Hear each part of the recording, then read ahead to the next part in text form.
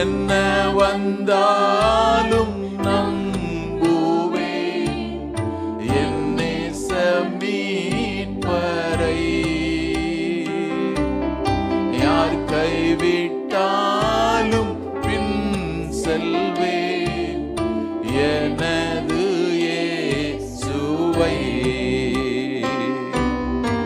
அகல ஆழ உயரமா எவ்வளவு அன்பு கூர்ந்தார்.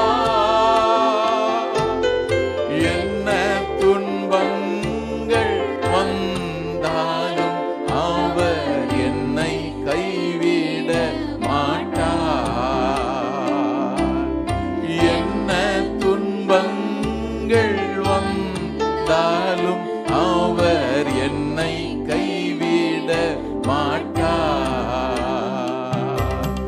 காக்கும் வல்ல மீட்பர் உண்டெனக்கு, உண்டெனக்கு, உண்டெனக்கு. காக்கும் வல்ல மீட்பர் உண்டெனக்கு. காத்திடுவார் என்றுமே, காத்திடுவார் என்றுமே. என்ன வந்தாலும் நம்புவேன், என்ன வந்தாலும் நம்புவேன். யார் கைவிட்டாலும் பின் செல்வேன். அகல ஆழ உயரமா எவ்வளவு அன்பு கூர்ந்தார், எவ்வளவு அன்பு கூர்ந்தார். என்ன துன்பங்கள் வரட்டும், எனக்கு ஒண்ணு தெரியும், அவர் என்னை கைவிடவே மாட்டார், அவர் என்னை கைவிடவே மாட்டார் அப்படின்னு சொல்ற. உங்க வாழ்க்கையில என் வாழ்க்கையில அவர் வச்சிருக்கிற ஒரு திட்டம் உண்டு. ஆண்டவர் ஒரு திட்டத்தை வச்சிருக்கிறாரு. ஒருவேளை கெடுத்து போட்டா நீங்களும் நானும் வேணா அதை கெடுத்து போடலாம், தேவன் கெடுக்க மாட்டார். நீங்களும் நான் அதை கெடுத்து போடாத வரையில் அவர் பிசாசுக்கு கெடுத்து போட அனுமதி அளிக்கவும் மாட்டார். நாம தைரியமா சொல்லிட்டே போலாம், என்ன துன்பங்கள் வந்தாலும் அவர் என்னை கைவிடவே மாட்டார். ஆமென்.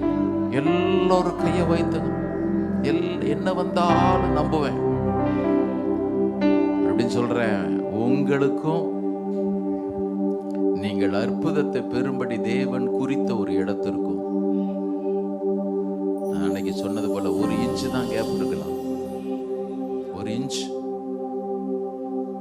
1 அங்குல இடைவெளி தாங்க இருக்கலாம், 1 அங்குல இடைவெளி தான். 1 அங்குல இடைவெளியில உங்க கண்ணை மறைக்கிறதுக்கு எல்லா சூழ்நிலையும் வரும். இன்னைக்கு சொன்னது போல 1ஆம் தேதி சொன்னது போல 3 கைம்பெண்கள், நகோமி, ரூத், ஓர்பால். நல்ல கவனிங்க, 3 பேர், 3 பேரும் பார்டர்ல நின்னாங்க. 3 பேருக்கும் ஒரு பார்டர். ஒருத்தி போறன்னு போயிட்டா பாருங்களேன். நான் யோசிச்சு பார்த்தேன், ஓர்பால் அந்த நன்மைகளை அனுபவிச்சிருக்கலாமே. மறுபடியும் சொல்றேன், 1 அங்குல இடைவெளி தான் சிஸ்டர், பிரதர், 1 அங்குல இடைவெளி தான். விட்டுறாதீங்க, விட்டுறவே விட்டுறாதீங்க. உங்களை குறிச்சு அவர் வச்சிருக்கிற திட்டம் உண்டு. உங்களை குறிச்சு, குடும்பத்தை குறிச்சு, பிள்ளைகளை குறிச்சு, உங்களுக்கு தேவன் கொடுத்த நன்மைகள் குறிச்சு ஆண்டவருக்கு ஒரு திட்டம் உண்டு. விட்டுறாதீங்க. என்ன வந்தாலும் நான் நம்புவேன். ஆமென். விசுவாசன்றது கண்ணுல பார்த்து அதை பின்னு பிடிச்சுக்கிறது இல்லை, கண்ணுல பார்க்கலதான். மறுபடியும் சொல்றேன், அவர் வைத்திருக்கிற திட்டம் உண்டு. எல்லோரும் கரங்களை உயர்த்தி, என்ன வந்தாலும் நம்புவே என் நேச மீட்பரை. யார் கைவிட்டாலும் பின் செல்வேன் எனது இயேசுவை.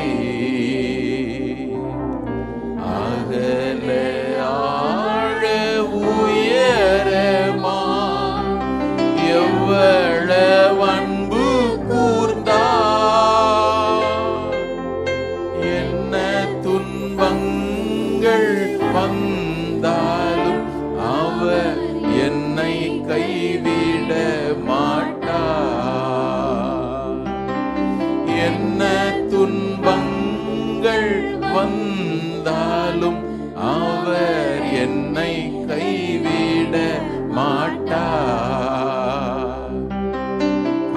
காக்கும் வல்ல மீட்பர் உண்டெனக்கு, உண்டெனக்கு, உண்டெனக்கு.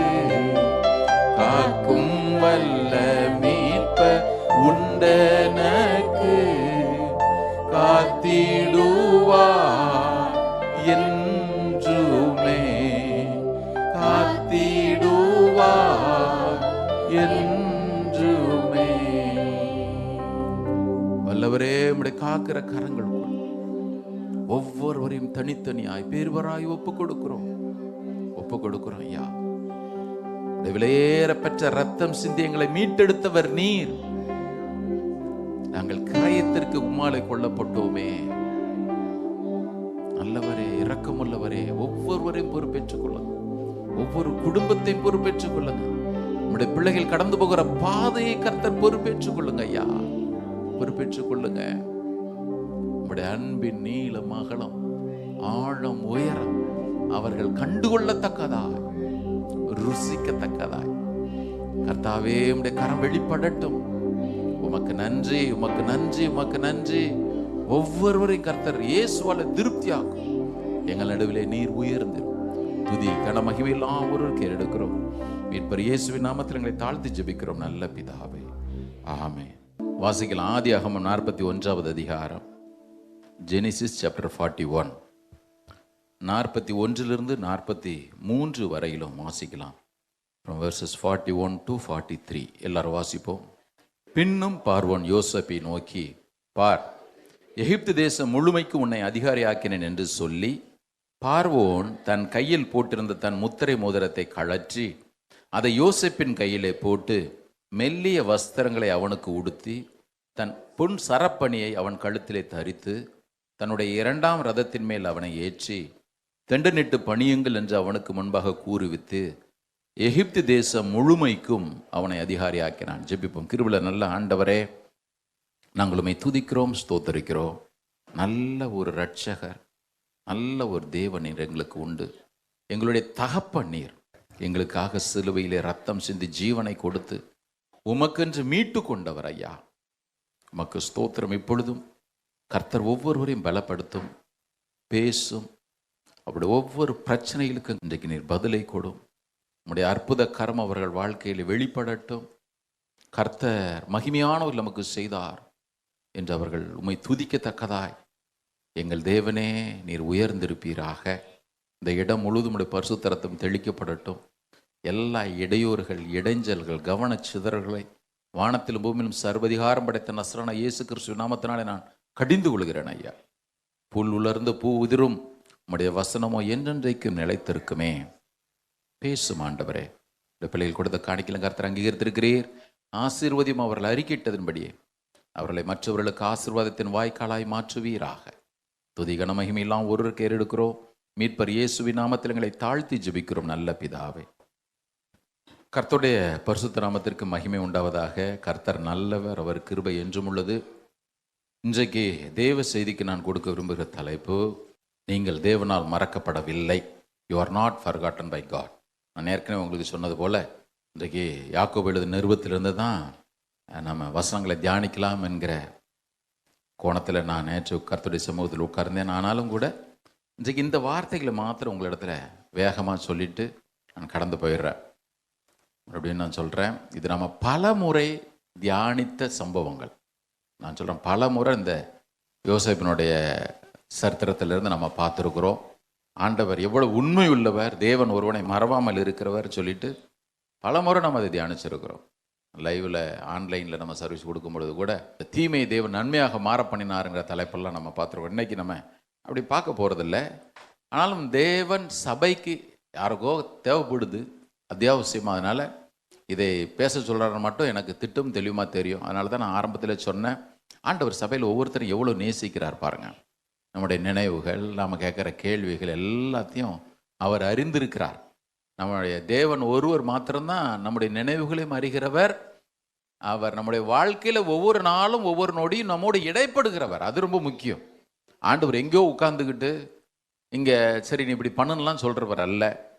ஒரு கிறிஸ்தவனை பொறுத்தவரையிலும் அவனுக்கும் தேவனுக்கும் நடுவில் இருக்கிற உறவு, நான் எப்பொழுதும் சொல்கிறது போல், அது பகவானுக்கும் பக்தனுக்கும் நடுவில் இருக்கிற உறவல்ல, தகப்பனுக்கும் பிள்ளைக்கும் இருக்கிற உறவு. ஆமென்.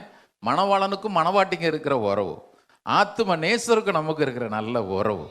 இதில் ஒரு நாள் அவர் நம்மை தவிக்க விடுகிறதே இல்லை, விட மாட்டார். மறந்துடாதீங்க, நீங்கள் அவரோடு நெருங்கி பழகுவீர்கள், ஆனால் அவர் கொடுக்கிற நன்மைகளிலே ஒன்றும் குறைவுபடவே படாது. வேதம் சொல்லுகிறது, நீர் அவருடனே பழகி சமாதானமாயிரும், அதனால் உமக்கு நன்மை உண்டே. வேதம் சொல்லுகிறது, நீங்களும் நானும் அவரோடு பழகி அவரோடு சமாதானமாக இருக்கும் பொழுது யாருக்கு நன்மை உண்டு? நமக்கு தான் நன்மை உண்டு. எனக்கு ஆண்டவரை தெரியுங்க, ஆனால் அவர் என்ன என் வாழ்க்கையில் சொன்னாரோ அதற்கு மாறாக காரியங்கள் நடக்கும் பொழுது, இல்லை அவர் என்ன சொல்லியிருக்கிறாருன்னு விடாப்பிடியா பிடிச்சிருக்கிறோம் பாருங்க. அவர்கள் ஒவ்வொருவருமே தேவனுடைய நன்மையை தவறாமல் பெற்றுக்கொள்வார்கள். இங்கே தான் இந்த விசுவாசன்ற வார்த்தை கிரியை செய்து பாருங்க.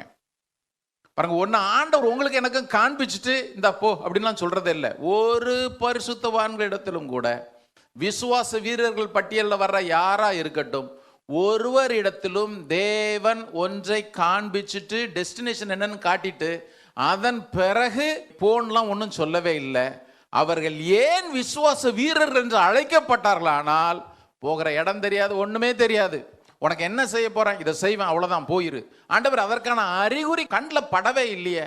இங்க தான் பாருங்க, அந்த விசுவாசம் ஒண்ணு தேவன் கற்றுக் கொடுக்க விரும்புகிறார். வேதம் திட்டமும் தெளிவுமா சொல்லுகிறது, விசுவாசம் இல்லாமல் தேவனுக்கு பிரியமாய் இருப்பது என்பது கூடாத காரியம். 1000 பாடலை பாடலாம், 1000 ஊழியம் செய்யலாம், அள்ளி அள்ளி கொடுக்கலாம், ஆனாலும் விசுவாசம் இல்லாமல் தேவனுக்கு பிரியமாய் இருப்பது என்பது முடியவே முடியாத காரியம். என்றால் தேவனை விசுவாசிக்கிறவன் எவன்? தேவன் ஒருவர் உண்டென்றும், தேவன் ஒருவர் உண்டுன்னு விசுவாசிக்கிறது விசுவாசம் இல்லை, அதை பிசாசும் விசுவாசிக்கிறான். யாக்கோபு சொல்றார், பிசாசு கூட விசுவாசிக்கிறானே, பிசாசுக்கு அப்ப விசுவாசம் இருக்குன்னு சொல்லிடலாமா என்ன? எது விசுவாசம்? தேவன் ஒருவர் உண்டு, அவர் தம்மை தேடுகிறவர்களுக்கு பலன் அளிக்கிறவர் என்றும் உறுதியா நம்புறோம் பாருங்க. அதுக்கு பேர் தான் விசுவாசம்னு போட்டிருக்கு.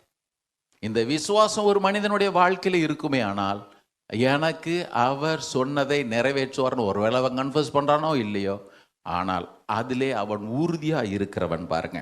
இந்த யோசேப்பினுடைய சாட்சி நீங்க ஒருவேளை கேட்டீங்கன்னா, யோசேப்பை கூப்பிட்டு ஒரு நாளைக்கு ஸ்பெஷல் மீட்டிங் வச்சு ஊரெல்லாம் போஸ்ட் அடிச்சிடறோம், இன்றைக்கு விசேஷித்த சாட்சி யோசேப்பு யாக்கோபினுடைய குமாரன் அப்படின்னு சொல்லிட்டு பயங்கரமா எல்லாம் போட்டுட்டு, இன்னைக்கு யோசேப்பு கையில் மைக்க கொடுத்தா அவர் ஒன்று தான் சொல்லுவார், நான் அநியாயமாய் நடத்தப்பட்டேன், அவமானகரமாய் அபாண்டமான விதத்தில் நான் குற்றம் சாட்டப்பட்டேன், மனிதர் எல்லாராலும் நான் மறக்கப்பட்டேன். இப்படி தான் தொடங்குவார். கண்டிப்பா அவருடைய சாட்சியை தொடங்கும் பொழுது அப்படிதான் தொடங்கும். ஜெனிசிஸ்ல 25% ஆண்டவர் இந்த யோசேப்பு கொடுத்திருக்கிற ஆதியாகமத்தில். ஜெனிசிஸ்ல சிருஷ்டிப்பின் காரியங்கள் உண்டு, தேவன் பிரளயத்தினாலே பூமியை அழித்தது உண்டு, மாத்திரமல்ல விசுவாசிகளின் தகப்பன் என்று சொல்லக்கூடிய ஆபிரகாமை அழைத்து அவனுக்கு பிள்ளை ஈசாக்கு, அவனுக்கு யாக்கோபு, இவர்கள் எல்லாருக்கும் ஆண்டவர் ஆதியாகமம் 50 அதிகாரங்கள்ல இந்த நீ கொஞ்சம் எடுத்துக்கோ, நீ கொஞ்சம் எடுத்துக்கோ, நீ கொஞ்சம் எடுத்துன்னு கொடுத்தார். ஆனால் 25% இந்த யோசேப்புக்கு மாத்திரம் கொடுத்திருப்பார். ஆனால் அவன் வாழ்க்கையின் மூலமாக நம்ம கற்றுக்கொள்ள விரும்புறதை எவ்வளவு வச்சிருப்பார் பாருங்க ஆண்டவர். எல்லாரும் கரபுரத்தில் சொல்லுவோமா, இந்த யோசேப்பு கிறிஸ்துவுக்கு அடையாளமா இருக்கிறான். ஆண்டவர் இயேசுனுடைய ஷேடோ, ஒரு நிழல் பார்த்தீங்கன்னா அவன் தான். இது இன்னைக்கெல்லாம் பார்க்க முடியாது, அவ்வப்போது நம்ம அதை தியானிச்சிருக்கிறோம், அதை தியானிச்சு ஆகணும் பாருங்க. இயேசு எப்படி ஈசாக்கினுடைய வாழ்க்கையா இருக்கட்டும் அல்லது யோசேப்பினுடைய வாழ்க்கையா இருக்கட்டும், அவர்கள் வாழ்க்கையில் எப்படி அந்த பழைய ஏற்பாட்டில் வெளிப்படுறார். நான் போன வாரம் ஈஸ்டர் ஞாயிறில் கூட சொன்னேன், வேதத்திலே ஒவ்வொன்றையும் வாசிக்கும் பொழுது இயேசு அதை அழகா வெளிப்படுத்தி காண்பிச்சார். அது நியாயப்பிரமாணம் இருக்கட்டும், தீர்க்க தரிசனங்களாக இருக்கட்டும், சங்கீதங்களாக இருக்கட்டும், இவைகள் எல்லாவற்றிலும் தம்மை குறித்து சொல்லி இருக்கிறவைகள். யோசேப்பினுடைய வாழ்க்கையிலும் கண்டிப்பாக அதை பார்த்து தான் தீர்றோம் பாருங்க. அன்னைக்கு நம்ம பார்க்க போறது இல்லை, சில காரியங்களை வேகமாக சொல்லிட்டு இன்னைக்கு நான் அதை முடிச்சிடுறேன். மனுஷன் நம்ம மறக்கிறவன் தான் பாருங்க, நம்மை எல்லா விதத்திலும் என்னைக்கு ஒரு நாள் மறக்கிறவன் தான். ஆனால் நமக்கு ஒரு ஆண்டவர் இருக்கிறார், அவர் ஒரு நாள் நம்ம மறக்கிறதே இல்லை, மறக்கிறதே இல்லை. சங்கீதக்காரன் இன்னைக்கு கூட நம்ம வாசிச்சோமே, சங்கீதம் 40:17, நான் சிறுமையும் எளிமையும் ஆனவன், கர்த்தரோ, கர்த்தரோ, கர்த்தர்ன்னு சொல்லல, கர்த்தரோ எவர் ஞாபகமா இருந்தானே இல்லட்டா அண்ணன், கர்த்தரோ என் பேரிலே நினைவா இருக்கிறார். ஹல்லேலூயா, ஹல்லேலூயா. ஒரு முறை ஒரு பரிசுத்தவன் சொல்லும் பொழுது சொன்னார், ஒரு தேவ பிள்ளையினுடைய வாழ்க்கையிலே முக்கிய பங்கு வகிப்பது 2 பேர். நீங்க தேவனுடைய பிள்ளையா இருப்பீர்களானால் உங்க வாழ்க்கையில முக்கியமா பங்கு வகிக்கிற 2 பேர் உண்டு. ஒன்று தேவன், இன்னொன்று நீங்க. சொல்லிட்டு உங்களுக்கு புரியுதா புரியலையா? என் வாழ்க்கையில ஒவ்வொரு நிகழ்விலும் முக்கியமான பங்கு வகிக்கிறவங்க 2 பேருங்க. யாருன்னு கேட்டீங்கன்னா, ஒன்று ஆண்டவர், இன்னொன்று நான். உங்க வாழ்க்கையில் அப்படிதான். இதுல 2 பேர்ல ஒருத்தர் அனுமதிச்சா தான் நடுவில் 3வது ஒருத்தன் வருவான், பிசாசு. ஒன்று தேவன் அனுமதிக்கணும், அப்படி இல்லைன்னா நீங்க வாசலை திறக்கணும். இது 2 பேர்ல ஒருத்தர் அனுமதிச்சா தான் சாத்தான் வருவான், வாளாட்டுவான். அது இருக்கட்டும். இந்த யோசேப்பினுடைய வாழ்க்கையில கூட பாருங்க, ஆண்டவர் ஒரு காரியத்தை சொல்றாரு. இந்த பாரு, இந்த யோசேப்பு, நான் அவனுக்கு திட்டமிட்டு ஒரு காரியத்தை வச்சிருந்தேன், அதுக்கு வர்றதற்கு அவன் சாதாரணமாக வரவில்லை. அவன் பல்வேறு விதமான பாடுகளினூடாக கடந்து தான் வந்தான். நாம கூட பாருங்க, நிறைய நேரத்தில் சகோதரர்களால் பகைக்கப்படுறோம். உண்மைதானே? சில பேர்கிட்ட கேட்டிங்கன்னா பக்கம் பக்கமாக சொல்லலாம். உன் அக்கா என்ன பண்ணா, உன் தங்கச்சி என்ன பண்ணா, அண்ணன் என்ன பண்ணான், தம்பி என்ன பண்ணான், அல்லது நாத்தனார் என்ன பண்ணாங்க, மாமியார் என்ன பண்ணாங்க, மருமக என்ன பண்ணாங்கன்னு கேட்டிங்கன்னா, அண்ணா வாய்ப்பே இல்லைண்ணா. சொல்லுங்கண்ணா, எத்தனை டிபி ஹார்ட் டிஸ்க் இருந்தாலும் அதுக்கு போதவே போதாது. வேதம் சொல்லுகிறபடி இயேசுநாதர் செய்த அற்புதங்களை ஒவ்வொன்றாக எழுதப்படுமானால் எழுதப்படும் புத்தகங்கள் உலகம் கொள்ளாது என்று அறிந்திருக்கிறேன். நம்ம சுற்றில் இருக்கிறவங்க நமக்கு கொடுக்குற குடைச்சலை நினைச்சுக்கிறான். நீங்களும் அதே மாதிரி தான் சொல்லுவாங்க. அவங்க கொடுக்குறாங்களோ இல்லையோ, ஆனால் நான் எழுதுவேன். எழுதப்படும் புத்தகங்கள் உலகம் கொள்ளாது.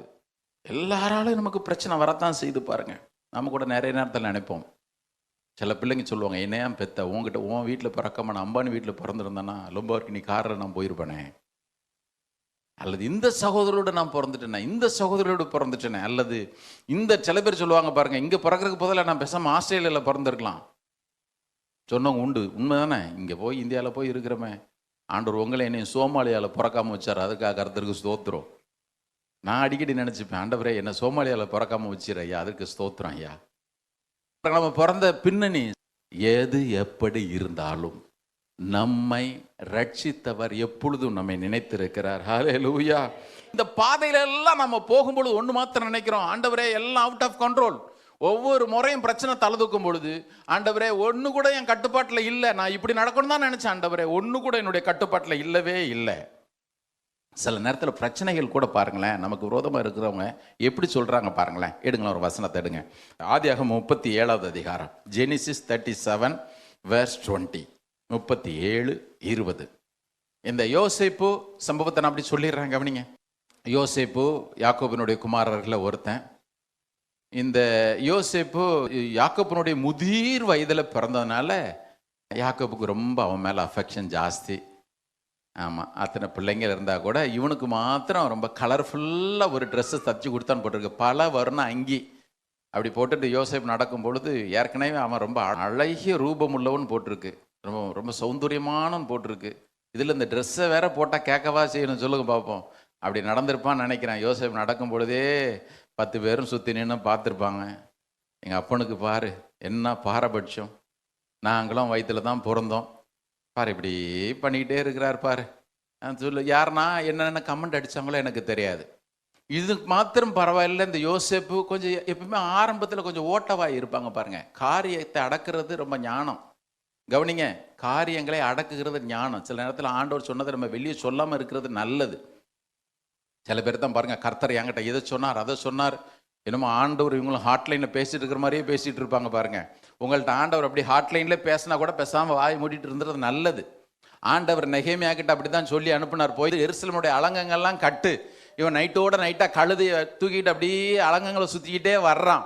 வேதம் சொல்லுகிறது, அந்த கழுது மாத்திரம்தான் என் கூட இருந்துச்சு, எனக்கு கர்த்தர் கொடுத்த பாரத்தை நான் ஒருவருக்கும் அறிவியாமல்னு போட்டிருக்கு, ஒருத்தர்ட்டும் சொல்லவே இல்லை. நெகேமியா சைலண்டாக போனார். நமக்கு தான் பாருங்க ஆடுற ஆட்டம் இருக்குது பாருங்க, அதெல்லாம் சில நேரத்தில் சைலண்ட் ஆகிரும். கர்த்தர் சொல்லிட்டார், நான் அமைதியாக இருக்கேன், யாருக்கிட்டையும் பேசாதீங்க. பேசாம மரியாள் இந்த காரியம் எப்படி ஆகுமோ எல்லாத்தையும் இருதயத்தை வச்சு அப்படியே சிந்தனை பண்ணி கொண்டிருந்தால், இது ஒரு கிறிஸ்தவ வாழ்க்கை நல்ல ஒரு குவாலிட்டி பாருங்க. இது நம்புறவங்க கரங்குல ஒருத்தர் வேலையிலே சொல்லுங்க. உங்களை பார்த்து அப்படியா அது யாரும் வாயை திறக்காதுன்னு சொன்னா கூட பரவாயில்லை, அமைதியாக இருங்க. இந்த யோசேப்புக்கு சின்ன பையன் பாருங்க, அப்படி எப்படி சொல்றது, கிட்டத்தட்ட 16-17 வயசு. அவனுக்கு அது ஒன்றும் பண்ண முடியல. ஆண்டவர் அவன் வாழ்க்கையில் ஒரு நல்ல சொப்பனத்தை கொடுத்தார். அன்றைக்கு ஆண்டவர் சொப்பனத்தில் பேசினார். மறுபடியும் சொல்கிறேன், இன்னைக்கு சொப்பனத்தை பற்றி பேசிட்டு இருக்க போறீங்க. உங்களுடைய மூப்பர் சொப்பனங்களை காண்பார்கள் போட்டிருக்க பிரதர், அது வேற சொப்பனம். இந்த மாதிரி பாம்பு துரத்துற சொப்பனமெல்லாம் உங்களுக்கு வரவே வராது. எல்லாம் பரலோக சொப்பனம் தான் வரும். விசுவாசிக்கிறவங்க எல்லாரும் சொல்லுங்க ஆமாம். இதெல்லாம் விசுவாசிங்க எப்பவுமே தெளிவாக இருக்கணும். விசுவாசிங்க தெளிவாக இருக்கணும். சொப்பனங்கிறத பற்றி ஒரு வெப்சைட்டே ஒருத்தன் திறந்து அதில் பல $1 மில்லியன் அடிச்சான் பாருங்க. உங்கள் சொப்பனத்தை நீங்கள் அதில் போட்டிங்கன்னா, நேற்று எங்கள் வீட்டில் அடுப்பு டிபால்னு எரியற மாதிரி கனவு கண்டேன், இதுக்கு என்ன அர்த்தம் கொட்டான்னு அவர் பதிலை போடுவார். அதுக்கு நீங்கள் ஒரு $50 $60 அதுக்கு சார்ஜ் பண்ணுவாங்க. சொப்பனத்தை குறித்து தனியாக ஒரு நாளைக்கு பேச வேண்டியிருக்கு. இப்போ சொப்பனத்துக்கே பார்த்தீங்கன்னா யூடியூப்ல செய்தி, சொப்பனத்தினுடைய அர்த்தம் என்ன, கழிவறை உங்கள் கனவுல வந்து அதுக்கு என்ன அர்த்தம், ஒன்றும் கிடையாது, ரொம்ப பாதிக்கப்பட்டிருக்கீங்கன்னு அர்த்தம். தொல்லையின் திரட்சினாலே சொப்பனம் பிறக்கிறது போலன்னு வசனம் சொல்லுது.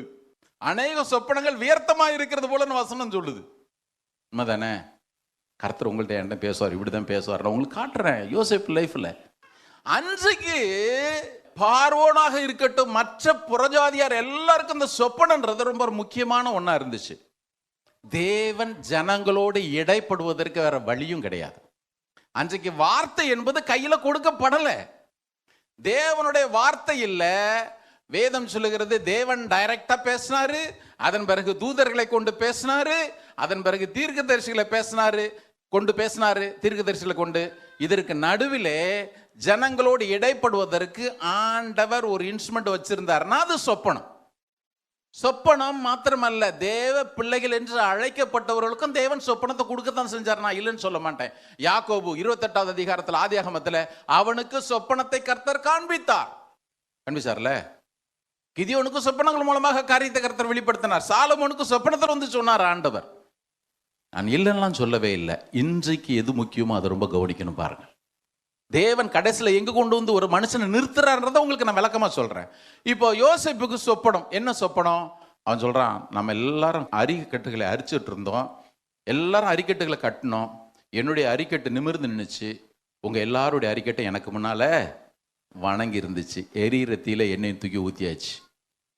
அடுத்தது சொன்னான், சூரியனும் சந்திரனும் மற்ற 11 நட்சத்திரங்களும் என்னை வணங்கினேன். யாக்கோபுக்கே கோபம், என்ன நானும் உங்க அம்மா உன்னை வணங்குவோமான்னு. ஆனாலும் மனசுல வச்சுக்கிட்டான்னு போட்டிருக்கு. இப்போ ஒவ்வொரு முறையும் இவன் பலவாரன் அங்கி போட்டுட்டு அப்படி வெளியே வந்து நின்னான்னா 10 பேர் நினைச்சிருப்பாங்க, நீ என்ன ஆள போறியா? வேதம் சொல்லுகிறது, அவர்கள் பகைத்தார்கள், அதிகமாய் பகைத்தார்கள், இன்னும் அதிகமாய் பகைத்தார்கள். கடைசியில் வந்து நினைச்சு கொலை செய்யும்படி ஆலோசனை பண்ணக்கூடிய நிலைமைக்கு. இப்போ ஒரு சவால். என்ன சவால்? வாசிங்க பார்ப்போம். 37வது அதிகாரம் 20. இன்னைக்கு உலகம் அப்படிதான் பிளான் போடுது, சாத்தான் அப்படிதான் பிளான் போடுறான். உங்களை சுத்திலும் இருப்பாங்க பாருங்க சில பேரு, அவங்களும் அதே தான் பிளான் போடுறாங்க. யாரா இருக்கட்டும். என்ன தெரியுமா சொன்னாங்க? அந்த வசனம் ரொம்ப முக்கியம் பாருங்க. நாம் அவனை கொன்று இந்த குழிகள் ஒன்றில் அவனை போட்டு ஒரு துஷ்ட மிருகம் அவனை பட்சித்தது என்று சொல்லுவோம் வாருங்கள். அவனுடைய சொப்பனங்கள் என்னமாய் முடியும் பார்த்துடலாமா? சொப்பனமா கண்ட? தேவன் தானே உனக்கு கொடுத்தாரு, தேவனை பத்தி தானே பெருமையா பேசிட்டு இருக்கிற. நடக்கிறத பார்த்துருவோமா? நான் ஒரு பிளான் போடுறேன். பிரதர் சிஸ்டர் கவனிங்க. தேவன் உங்கள் வாழ்க்கையிலே, என்னுடைய வாழ்க்கையிலே ஒரு வாக்கு தத்தத்தை கொடுத்திருப்பாரே, ஆனால் அதற்கு விரோதமாய் நம்மோடு இருக்கிறவர்கள் எழும்பினாலும், நோட் பண்ணிக்கங்க, உங்களோடு இருக்கிறவர்கள் எழும்பினாலும் அவங்களுடைய எண்ணம்லாம் என்ன? உங்களை அழிக்கிறது முக்கியம் இல்லை. அவருடைய ஒரே எண்ணம், உன் வாழ்க்கையில வார்த்தை எப்படி நிறைவேறுதுன்னு பார்த்துருவோம். பின்னால் இருந்து ஏற்கிறது யாருன்னு இப்போ உங்களுக்கு நல்லா புரிஞ்சிரும் பாருங்க. பின்னால இருந்து அவங்கள ஏற்கிறது யாருன்னு புரிஞ்சிரும். இவங்க சொன்னாங்க, வார்த்தை இப்படி நிறைவேறுதுன்னு பார்த்துடலாமா? அதில் பெரிய பியூட்டி என்ன தெரியுமா? அவனை கொண்டு குழியிலே போட்டார்கள். அவனை கொல்லணும்னு தான் பிளான். இப்போ ரூபன் சொல்றான், குழியில தூக்கி போடலாம், எதுக்கு கொல்லுவானே. அங்கிருந்து வந்தா யூதா சொல்றான், எதுக்கு அவனை சும்மா வேஸ்ட் அனுப்புவானே, பேசாம அடிமையா வித்துடலாம். 20 வெள்ளிக்காசுகளுக்கு இஸ்மவேலர் இடத்துல அவனை விற்று போட்டார்கள். சில பேர் புதுசா இருக்கிறீங்களா, அதனால நான் உங்களுக்கு சொல்லிடுறேன். இஸ்மவேல் இடத்துல கொண்டு போனாங்க. அவர்கள் அவனை கொண்டு போய் எகிப்திலே பார்வோனுக்கு பிரதான அதிகாரியாக இருந்த போத்திபார் என்பவனிடத்திலே அவனை விற்றார்கள். அங்க அவன் அடிமையா இருக்கிறான். அங்க அடிமையா இருந்தான். வாழ்க்கை நல்லா தான் போயிட்டு இருந்துச்சு. திடீர்னு போத்திபார் மனைவி அவன் மேலே வச்ச ஒரு இச்சையினால் அவனை பாவம் செய்ய தூண்டினாள். அவன் தன்னுடைய வஸ்திரங்கள் எல்லாம் உடுப்பெல்லாம் விட்டுட்டு ஓடி போயிட்டான். வேதம் சொல்லுகிறது பாவத்துக்கு விலகி ஓடணும். அவன் ஓடி போயிட்டான். அவள் அவன் மேல் பொய்யாய் குற்றம் சாட்டினபடினாலே அவனை சிறையிலே போடும்படி ஒப்பு கொடுக்கப்பட்டான். நல்ல கவனிங்க. இதுவரையிலும் யோசேப்பு யோசேப்பு யோசேப்பு. நீங்கள் அந்த 37வது அதிகாரத்தை நீங்கள் வாசிச்சிங்கன்னா ஒரு இடத்துல கூட கர்த்தர் தேவன்ற வார்த்தை வரவே இல்லை. இப்போ கர்த்தர் அவன் கூட இல்லையா? கர்த்தர் கூட தான் இருந்தார்.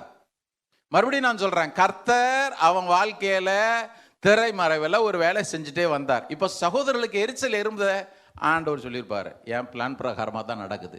யோசேப்பு ஒரு வேலை மனசில் நினச்சிருப்பான், ஏன் இவனுங்க மாத்திரம் என்ன பார்த்தா இந்த மாதிரி எரியிறானுங்க. கர்த்தர் சொல்லுவார், இந்த பார், எல்லாம் என் பிளான் பிரகாரமாக தான் நடக்குது. ஒரு அலையிலே சொல்லுவோமா? ஆமாம். யாருன்னா பார்த்து எரிச்சல் அடைஞ்சாங்கன்னா உடனே, ஐயோ ஆண்டவரே, ஏன் ஆண்டவரே அவன் எரிச்சல் அடைகிறான்? சொல்லுங்க, ஆண்டவரே எல்லாம் உங்கள் பிளான் பிரகாரமாக தானே நடக்குது. யாருன்னா சுடு வார்த்தை ஒன்று சொல்லிட்டாங்கன்னு வச்சுங்க, உடனே வீட்டில் வந்து உட்காந்து ஒப்பாரி வைக்காதீங்க. நேராக ஆண்டவர் பார்த்து சொல்லுங்க, ஆண்டவரே உங்கள் பிளான் பிரகாரம் ரொம்ப பக்காவாக நடந்துக்கிட்டே இருக்குது. ஆண்டவரே நடந்துக்கிட்டே இருக்குது. தேவனுடைய திட்டத்தின்படி ஒன்று நடந்துட்டு எல்லாம் நடந்துகிட்டே இருக்கு. இப்போ 39வது அதிகாரம் மறுபடியும் அவனை குறித்து பேசும்பொழுது, 38வது அதிகாரமும் யூதாவினுடைய சம்பவத்தை குறித்து போட்டிருக்கு. 39வது அதிகாரத்தில் இவனை அடிமை கொண்டு போகிறாங்க. 39வது அதிகாரம் பாருங்க. தகப்பன் வீட்டிலிருந்து எகிப்துக்கு அடிமை போன உடனே எப்படி திரும்ப தொடங்குது? 2வது வசனம், கர்த்தர் யோசேப்போட இருந்தார், அவன் காரிய சித்தி உள்ளவனானா, எகிப்தியனாகிய என்னுடைய எஜமானுடைய வீட்டில் இருந்தான். கர்த்தர் அவனோட இருக்கிறார் என்றும் அவன் செய்கிற யாவையும் கர்த்தர் வாய்க்கு பண்ணுகிறார் என்றும் அவன் எஜமான் கண்டு யோசேப்பின் இடத்துல தயவு வைத்து அவனை தனக்கு ஊழியக்காரன், தன் வீட்டுக்கு விசாரணைக்காரனுமாக்கி தனக்கு உண்டான யாவற்றையும் அவன் கையிலே ஒப்பு கொடுத்தான். நல்லா கவனிங்க. யோசேப்பு அவனுடைய வாழ்க்கையிலே தேவனுடைய வார்த்தை வந்தபடியினாலே அவன் எதிர்பார்த்தது ஒன்று. கவனிங்க, தேவன் சொன்னது ஒன்று, அவன் எதிர்பார்த்தது ஒன்று, நடந்தது ஒன்று. வாழ்க்கையில் சில நேரத்தில் அப்படி தான். தேவன் வாக்கு பண்ணார் ஒன்று, நாம் எதிர்பார்த்துருந்தது ஒன்று, நடக்கிறது ஒன்று. சில பேர் சொல்லுவாங்க, அவுட் ஆஃப் கண்ட்ரோல் பிரதர், முழுசும் நனைஞ்சாச்சு பிரதர், சான் போனால் என்ன, மூலம் போனால் என்ன, அவுட் ஆஃப் கண்ட்ரோல். ஆண்டவர் சொல்லுவார், நான் சிங்காசனத்தில் தான் இருக்க, மறந்துடாத. மறுபடியும் சொல்கிறேன், the Lord reigns, கர்த்தர் ராஜரிகம் பண்ணுகிறார்.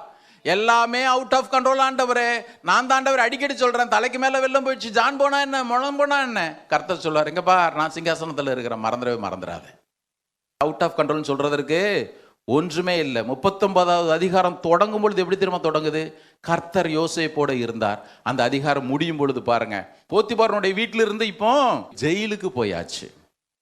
21வது வசனம் சொல்லுது, கர்த்தரோ, சொல்லுங்க, கர்த்தரோ யோசேப்போட இருந்தார். ஆமென். இன்னொரு விதத்துல சொல்றேனே, கர்த்தர் கர்த்தரா இருக்கும்படி அந்த இடத்துல யோசேப்பு அலோவ் பண்ணா. அது ரொம்ப முக்கியம். நான் உங்களுக்கு சொல்ற புரியுதா? நான் எத்தனையோ முறை சொல்லிட்டேன். எப்ப தெரியுமா அவரை கர்த்தர்னு சொல்லணும் ஒருத்தன்? எப்ப தெரியுமா ஒருத்தர் அவரை கர்த்தர்னு சொல்றதுக்கு ரைட் உண்டு? அவர் கர்த்தராய், த லார்ட், ஆளுகிறவராய் உங்கள் வாழ்க்கையில நீங்க அவரை என்னைக்கு அனுமதிக்கிறீங்களோ அப்பதான் நீங்களும் நானும் அவரை பார்த்து கர்த்தர்னு சொல்லணும். இல்லைன்னா சொல்றவே கூடாது. சொல்றதை அவர் விரும்ப மாட்டார். மறுபடியும் சொல்றேன், த லார்டு, எல் கேபிட்டலில் போட்டிருக்கோம் இங்கிலீஷில், சிலது LORD கேபிட்டலில் போட்டிருக்கும். இப்போ அதுக்குள்ளே போக வேண்டாம். ஆனால் லார்டு, ஆண்டவரே அப்படின்ற ஒரு வார்த்தை, ஆபிரகாமையும் சாரால் லார்டுன்னு தான் சொன்னாலும், ஆண்டவனே என்று சொல்லி அவனுக்கு அடுத்த வார்த்தை சொல்லுது, கீழ்ப்படிந்து இருந்தால். நீங்க அவரை லார்டுன்னு சொன்னீங்கன்னா அவர் எதை சொல்லுகிறாரோ அதுக்கு வாயை மூடிட்டு நான் அப்படி போறேன்னு அர்த்தம். யோசேப்பு 39வது அதிகாரம் தொடங்கும் பொழுது சொல்லுது, கர்த்தர் அவனுடனே கூட இருந்தார். இப்ப ஜெயில போயாச்சு, கர்த்தரோ அவனோடு கூட இருந்தார். யோசேப்பே, உன் வாழ்க்கையில அப்பா வீட்டில் இருக்கும்போது கர்த்தரா இருந்தாரா? கர்த்தரா தான் இருந்தார். போத்திபார் வீட்டில் என்ன கொண்டு போய் உன்னை அடிமை வித்தாங்களே, அப்போ உனக்கு கர்த்தரா இருந்தாரா? கர்த்தரா இருந்தார். இப்போ சூழ்நிலைகள்லாம் மாறி ஜெயிலில் போய் போட்டாயா, உங்களை ஒன்றும் கொண்டு போட்டாங்களே, இப்போ கர்த்தரா இருக்கிறாரா? கர்த்தரா தான் இருக்கிறார். ஆமென். அவர் என்னை ஆளும்படி நான் விட்டு கொடுத்திருக்கிறேன். அவர் என்ன சொல்றாரோ, என்னை குறித்து அவர் என்ன திட்டம் வைத்திருக்கிறாரோ, என்னை எப்படி நடத்தும்படி அவர் விரும்புகிறாரோ அதற்கு என்னை முழுமையுமாக நான் அர்ப்பணிக்கிறேன். பிரதர் சிஸ்டர், இது ரொம்ப முக்கியம். கர்த்தர் யோசேப்போடு இருந்தார், கர்த்தர் யோசேப்போடு இருந்தார், கர்த்தர் யோசேப்போடு இருந்தார். எப்ப இருப்பார் தெரியுமா? எப்ப இருப்பாரு? அவர் இன்னொருத்தர் சொல்றா, நீர் என்னை எப்படி நடத்துறீரோ நடத்த ஆண்டவரே. 1000 கேள்விகள் எனக்கு இருக்கு, எனக்குள்ள எத்தனையோ சந்தேகங்கள் வரத்தான் செய்து. ஆனாலும் நீர் கர்த்தர், நீர் கர்த்தராக என்னுடைய வாழ்க்கையில வச்சிருக்கணும். ஹல்லேலூயா. எத்தனை நல்ல ஆண்டவர் பாருங்க. நல்ல நேரத்தில் பாருங்க, சூழ்நிலைகளும் நம்மளை சுற்றி இருக்கிற ஜனங்களெல்லாம் நம்ம பாதிக்கப்படுறதெல்லாம் உண்மைதான். ஆனால் அது நடுவிலும் கூட ஒரு கர்த்தர் உண்டு. அவர் கர்த்தர், அவர் கர்த்தராகவே என்னுடைய வாழ்க்கையில இருக்கிறார். இந்த பாதையில ஏன் ஆண்டவரை கொண்டு போறீர்? நான் திரும்ப திரும்ப உங்களுக்கு சொல்றேன், தொடக்கத்திலிருந்து முடிவு வரையிலும் தேவன் நம்மை நடத்துகிற ஒவ்வொரு பாதையுமே உங்களையும் என்னையும் உருவாக்குகிறதற்காகவே என்பது ஒரு நாளும் மறந்துடவே கூடாது. ஆண்டவர் உங்களை என்ன ரட்சித்தார்ல, வா சபையில் ஆளுங்களே இல்லை, நீ வந்து உட்காருன்ற, அதுக்காக கூப்பிட்டாரு? அதுக்காக கூப்பிட்டாரு? சொல்லுங்க பாப்போம். பாப்பா கிறிஸ்டியானிட்டி இத்தனை %, நீ வந்தனா அப்படி கொஞ்சம் அப்படி % ஏறும், அதுக்காக கூப்பிட்டாரு? அதெல்லாம் தேவையே இல்லை ஆண்டவருக்கு. ஆண்டவர் ஒரு நாளும் பெரிய கூட்டத்தை காட்டிலாம் அவர் அதுல பெருமைப்படுகிறவர் அல்ல. தேவன் உங்களையும் என்னையும் அழைத்ததற்கு ஒரு நோக்கம் உண்டு. நான் உன்னை உருவாக்கும்படி எடுத்திருக்கிறேன், உன்னை உருவாக்கும்படி அழைச்சிருக்கிறேன். இன்னொருத்தர் சொல்லுதா, குமாரனுடைய சாயலுக்கு ஒப்பா இருப்பதற்கு. அதற்கு உருவாக்க விட்டு கொடுக்கவில்லை. ஆனால் நான் சொல்றேன், இன்னும் கொஞ்ச நாள் இழுத்துட்டு போயிட்டே தான் இருக்கும் பாருங்க. இப்ப ஆண்டவருக்கு இவனை குறித்து ஒரு பெரிய பிளான் என்ன, நான் அதையும் கொஞ்சம் வேகமாக சொல்லிடுறேன். ரொம்ப ஆச்சரியமா இருக்கும் பாருங்க. ஒரு தேசம் உருவாக்கப்படணும். ஒரு தேசம் எங்கிருந்து தெரியுமா உருவாக்கப்படணும்? ஒரு குடும்பத்திலிருந்து உருவாக்கப்படணும். ஒரு குடும்பம் ஒரு மனிதனாலே தப்புவிக்கப்பட வேண்டும். அதனாலதான் சங்கீதத்தில் வாசிக்கும் பொழுது சொல்றான், அவர்களுக்கு முன்னே ஒரு புருஷனை அனுப்பினார். கரெக்டு தானே? அவர்கள் அவனை விலங்கு போட்டு ஒடுக்கினார்கள். கர்த்தருடைய வசனம் நிறைவேறும் அளவும் அவருடைய வசனம் அவனை புடமிட்டதுன்னு போட்டிருக்கு. கர்த்தர் அனுப்புனாராம் எகிப்துக்கு. நாம எப்படி தெரியுமா வாசிக்கிறோம்? சகோதரர்கள் அவனை விற்று போட்டார்கள். அதரிசனமான ஒரு காரணம் இருந்துக்கிட்டே இருக்குது. யோசேப்பே, நீ இன்னைக்குள்ள பிரச்சனையே பார்த்துட்டு இருக்கிறியே, உன் வாழ்க்கையில் நான் வச்சிருக்கிற திட்டம் என்ன தெரியுமா? நான் இஸ்ரவேல்னு ஒருத்தனுக்கு சொல்லியிருக்கிறேன், ஒரு தேசம் ஒன்று உருவாகும்னு சொல்லியிருக்கிறேன், ஒரு சந்ததின்னு ஒன்று உருவாகும்னு சொல்லியிருக்கிறேன், அந்த சந்ததியில் மேசியா வெளிப்படணும்னு நான் சொல்லியிருக்கிறேன். அதுக்கு நான் ஒன்று ஒரு பெரிய கருவியாக பயன்படுத்திட்டே இருக்கிறேன். பிரதர், நிறைய நேரத்தில் நீங்கள் நானும் என்ன தெரியுமா நினைக்கிறேன், ஆண்டவரே யாருக்குமே இல்லாத பிரச்சனை எனக்கு இருக்கு ஆண்டவரே, அல்லது பிரதர் யாருமே போகாத பாதையில் நான் போகிறேன். மறந்துடாதீங்க, நீங்கள் அவராலே ரட்சிக்கப்பட்டிருப்பீர்களே ஆனால், அவருடைய ரத்தம் உங்களை கழுவி சுத்திகரித்தது உண்மையே ஆனால், நீங்கள் தேவனுடைய பிள்ளை என்று அறிக்கையிடுவீர்களானால், கண்டிப்பாக நீங்களும் நானும் அல்லது உங்களையும் என்னையும் தேவன் நடத்துகிற பாதை ஒரு நாளும் வீணாய் போவதே இல்லை. ஹல்லேலூயா, ஹல்லேலூயா. யோசிச்சு பாருங்க, யாத்திராகமம் 1:5 யாக்கோபின் கற்ப பிறப்பாகிய வெறும் 70 பேர் தான் எகிப்துக்கு போனாங்கன்னு இருக்கு. அங்கே இருந்து ஒரு பெரிய ஜாதி எழும்பும்படி செய்தார். இன்னொரு விதத்துல சொல்றேனே, இந்த யாக்கோபுன்ற இந்த ஒரு சின்ன குடும்பத்தை பராமரிக்கிறதற்கு அன்னைக்கு இருந்ததுலேயே சூப்பர் பவர் எகிப்து. அந்த எகிப்தினுடைய மொத்த திட்டங்களையும் ஆண்டவர் திருப்பினார் பாருங்க. மறுபடியும் சொல்றார், ராஜாக்களுடைய இருதயம் கர்த்தருடைய கரங்களிலே நீர்க்கால்களை போல இருக்கிறது, அவர் தமக்கு சித்தமானபடியெல்லாம் அதை திருப்புகிறார். உங்களுக்காகவும் எனக்காகவும் ஆண்டவர் பிரதமர் மோடி ஐயாவை கொண்டு எதனா பிளான் போட முடியும்? ஒரு அலையிலே சொல்லுங்க பார்ப்போம். எவர்களெல்லாம் தேவ பிள்ளைகளுக்கு எதிர் நாங்கள் நினைக்கிறோமோ அவைகள் எல்லாவற்றையும் நன்மையாக மாற்றி கொடுக்க வல்லவராய் இருக்கிறீர் ஆண்டவரே. விசுவாசிக்கிறவங்க கரம் கொடுத்த அலையில சொல்லுவோமா? இன்னொரு இடத்துல சொல்றேனே, இந்த யாக்கோபினுடைய கற்ப பிறப்பாய் இருந்த இந்த 70 பேருக்காக எகிப்துல இவன் கற்ப பிறப்பிலே உன்னை கொண்டு வச்சு, பார்வன் சொன்ன வார்த்தையில ரொம்ப வேடிக்கையா இருக்கும் பாருங்க. உன்னுடைய உத்தரவு இல்லாம ஒருத்தனும் கையை காலை கூட அசைக்க கூடாது. இப்படி சொன்னா எப்படி தெரியுமா இருக்கும்? கொஞ்சம் கற்பனை பண்ணி பாருங்க. நான் யோசிச்சேன், வீட்டிலலாம் கையை காலை அசைச்சிருப்பான். யோசேப்புக்கு முன்னால் இன்னைக்கு இரவெல்லாம் அட்டென்ஷன்ல நின்றுருக்கணும் இல்லையா? யோசேப்பு உள்ள போகும் பொழுது அங்க பார்வோன் பக்கத்துல போத்திபார் நின்றுப்பாரு. இது யாரு? நம்ம வீட்டில் பாத்திரம் கழுவிட்டு இருந்தவன்ல உண்மையா இல்லையா? சொல்லுங்க பார்ப்போம். ஒருவேளை போத்திபாருக்கு தலையில பேன் கடிச்சதுன்னு வச்சுக்கிங்க, யோசேப்பு ஐயா கொஞ்சம் தலையை சொரிஞ்சுக்கிட்டுமா? பிரதர் மறந்துடாதீங்க, வாழ்க்கையில் இன்னைக்கு நீங்கள் நானும் போகிறோம் தெரியுமில்ல பிரச்சனை. இதுதான் முடிவுன்னு ஒரு நாள் நீங்கள் முடிவுக்கு வந்துடாதீங்க. மறந்துடாதீங்க. நீங்கள் இதெல்லாம் வாசிக்கும் பொழுது ஆண்டவர் ஒரு காரியத்தை தான் சொல்லிகிட்டே இருக்கிறார். நீ என்னால் மறக்கப்படவே இல்லை. ஆமென். சரி, இப்போது சிறைச்சாலையில் புதுசாக ஒரு பிரச்சனை எழும்புது. நல்லா கவனிங்க. இவனை கொண்டு சிறைச்சாலையில் போட்டாச்சு. இப்போ யோசேப்பினுடைய கேள்வி, ஆண்டவரே, நான் உமக்கு பயந்து நடந்தேன். நான் இப்போ போத்திபார் வீட்டில் பாவம் செய்யலை. ஏன் பாவம் செய்யலை? நான் இத்தனை பெரிய பொல்லாங்குக்கு உட்பட்டு தேவனுக்கு விரோதமாக பாவம் செய்வது எப்படின்னு சொல்லிட்டு உம்மை பிரியப்படுத்துறதுக்கு நான் தீர்மானிச்சிருந்தேன். ஆண்டவரே, நான் பரிசுத்தமாக வாழ தீர்மானித்தேன். நான் பரிசுத்தமாக வாழ தீர்மானிக்கிறவனுக்கு எனக்கு நீர் ஒரு உயர்வை கொடுத்துருக்கணும், எனக்கு ஒரு விடுதலை கொடுத்துருக்கணும்.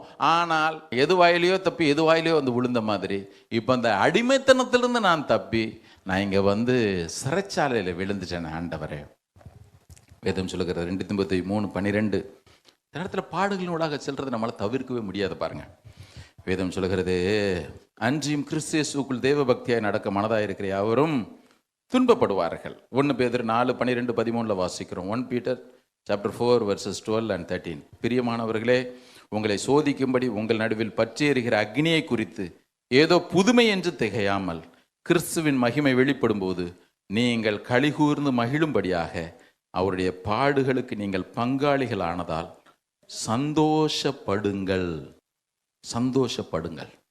என்னதான் எதிரான சூழ்நிலை இருந்தாலும் அவரை மாத்திரம் பற்றி கொள்ளுங்கள். ஆமென். ஏன் அப்படின்னு நான் சொல்லிடுறேனே, இன்னைக்கு நம்ம வாசிச்சோம்ல, எபேசியர் 1:11. நீங்க ஆண்டவருக்குள்ள இல்லைன்னா அந்த வார்த்தை ஒன்று கூட உங்களுக்கு கிடையாது. மறுபடியும் சொல்றேன், இந்த வார்த்தைகள்லாம் யாருக்கு தெரியுமா? ஆண்டவர் இயேசுவை சொந்த இரட்சகராக ஏற்றுக்கொண்டு அவருக்கு பிரியமா வாழ்ற பிள்ளைங்களுக்கு மட்டும்தான் இந்த வசனங்கள் எல்லாமே. வாசிக்கலாம், எல்லாரும் எடுங்க. எபேசியர் 1:11. இங்க ஒரு புக் மார்க்கை வைங்க, நம்ம வரலாம். நான் தேவனுடைய பிள்ளையா இருக்கிறேனே, தேவனுக்கு பிரியமா இருக்கிறேனே, எனக்கு என்ன ஆண்டவரே, எப்படி ஆண்டவரே, ஏன் இந்த சூழ்நிலைகள் இதெல்லாம் உமக்கு தெரிஞ்சுதான் நடக்குதா, தெரியாம நடக்குதா, அல்லது ஏன் நன்மைக்கு எதுவாக தான் நடக்குதா, அல்லது அப்படி நடக்கலையா? கேள்விகள் உண்டுல்ல. எபேசியர் 1:11-12 ஆகிய வசனங்கள் நான் வாசிக்கிறேன், எல்லாரும் எடுங்க. மேலும் கிறிஸ்துவின் மேல் முன்னே நம்பிக்கையாய் இருந்த நாங்கள் அவருடைய மகிமைக்கு புகழ்ச்சியாய் இருக்கும்படிக்கு தமது சித்தத்தின் ஆலோசனைக்கு தக்கதாக. கவனிங்க, நிறைய பேர் இந்த எபேசியர் பவுல் எழுதின நிருபங்கள்லாம் வாசிக்கும் பொழுது அது எந்த இதாக இருக்கட்டும், சும்மா மேலோட்டம் அப்படி வாசிச்சுட்டு போயிடுறது. கொஞ்சம் வாசிங்க, இதில் தான் ஆண்டவர் ரகசியத்தையே வச்சிருக்கிறார். நான் நேற்று உட்காந்து யோசிச்சேன், இந்த பவுலுக்கு மாத்திரம் எப்படி இவ்வளோ வெளிப்பாடுகள் கிடைச்சதுன்னு தெரியலையே. பரிசுத்த ஆவியானவர் அப்படி அள்ளி கொட்டியிருக்கிறார். இந்த பார், இதெல்லாம் வச்சிருக்கிறேன், அங்கே இருக்கிற ஜனங்களுக்கெல்லாம் புரிகிற மாதிரி சொல்லு. கவனிங்க, நீங்கள் ரட்சிக்கப்பட்டிருப்பீர்களானால், ரத்தத்தினாலே கழுவப்பட்டிருப்பீர்களானால் உங்களுக்கு தான் இது. 11ஆம் வசனத்தை எடுங்க எல்லாரும். மேலும் கிறிஸ்துவின் மேல் முன்னே நம்பிக்கையாய் இருந்த நாங்கள் அவருடைய மகிமைக்கு புகழ்ச்சியாய் இருக்கும்படிக்கு 12ஆவது வசனம், தமது சித்தத்தின் ஆலோசனைக்கு தக்கதாக எல்லாவற்றையும் நடப்பிக்கிற அவருடைய தீர்மானத்தின்படியே நாங்கள் முன்குறிக்கப்பட்டு கிறிஸ்துவுக்குள் அவருடைய சுதந்திரமாகும்படி தெரிந்து கொள்ளப்பட்டோம். கவனிங்க, இது இப்படி வாசிக்கிறேன். கிறிஸ்துவின் மேல் முன்னே நம்பிக்கையாக இருந்த நான் அவருடைய மகிமைக்கு புகழ்ச்சியாக இருக்கும்படிக்கு, அதாவது தேவன் தமது சித்தத்தின் ஆலோசனைக்கு தக்கதாக எல்லாவற்றையும் நடப்பிக்கிற அவருடைய தீர்மானத்தின்படியே நான் முன்குறிக்கப்பட்டு கிறிஸ்துவுக்குள் அவருடைய சுதந்திரமாகும்படி தெரிந்து கொள்ளப்பட்டேன். எல்லாரும் கரங்க ஒருத்தர் அலையில சொல்லுவோமா? ஒரு டிரான்ஸ்லேஷன் சொல்லுது, it is in Christ that we find out who we are and what we are living for.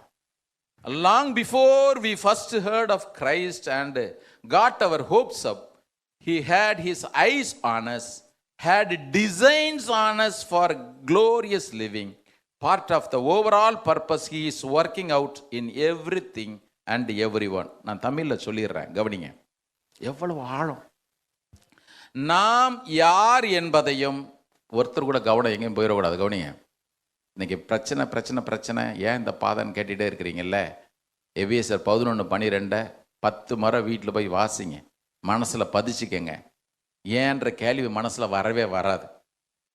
நாம் யார் என்பதையும் எதற்காக வாழ்கிறோம் என்பதையும் கிறிஸ்துவுக்குள் தான் அறிந்து கொள்கிறோம். நாம் முதலில் கிறிஸ்துவை பற்றி கேள்விப்பட்டு அவரை விசுவாசிப்பதற்கு அல்லது அவரை நம்புவதற்கு வெகு காலத்திற்கு முன்னரே அவர் நம் மீது நோக்கமாயிருந்தார். நமக்கு மகிமையான வாழ்க்கையை திட்டமிட்டிருந்தார். இது அவர் எல்லாவற்றிலும் நம் எல்லாரிடத்திலும் நிறைவேற்றி கொண்டிருக்கும் ஒட்டுமொத்த நோக்கத்தின் ஒரு பகுதியாகும்.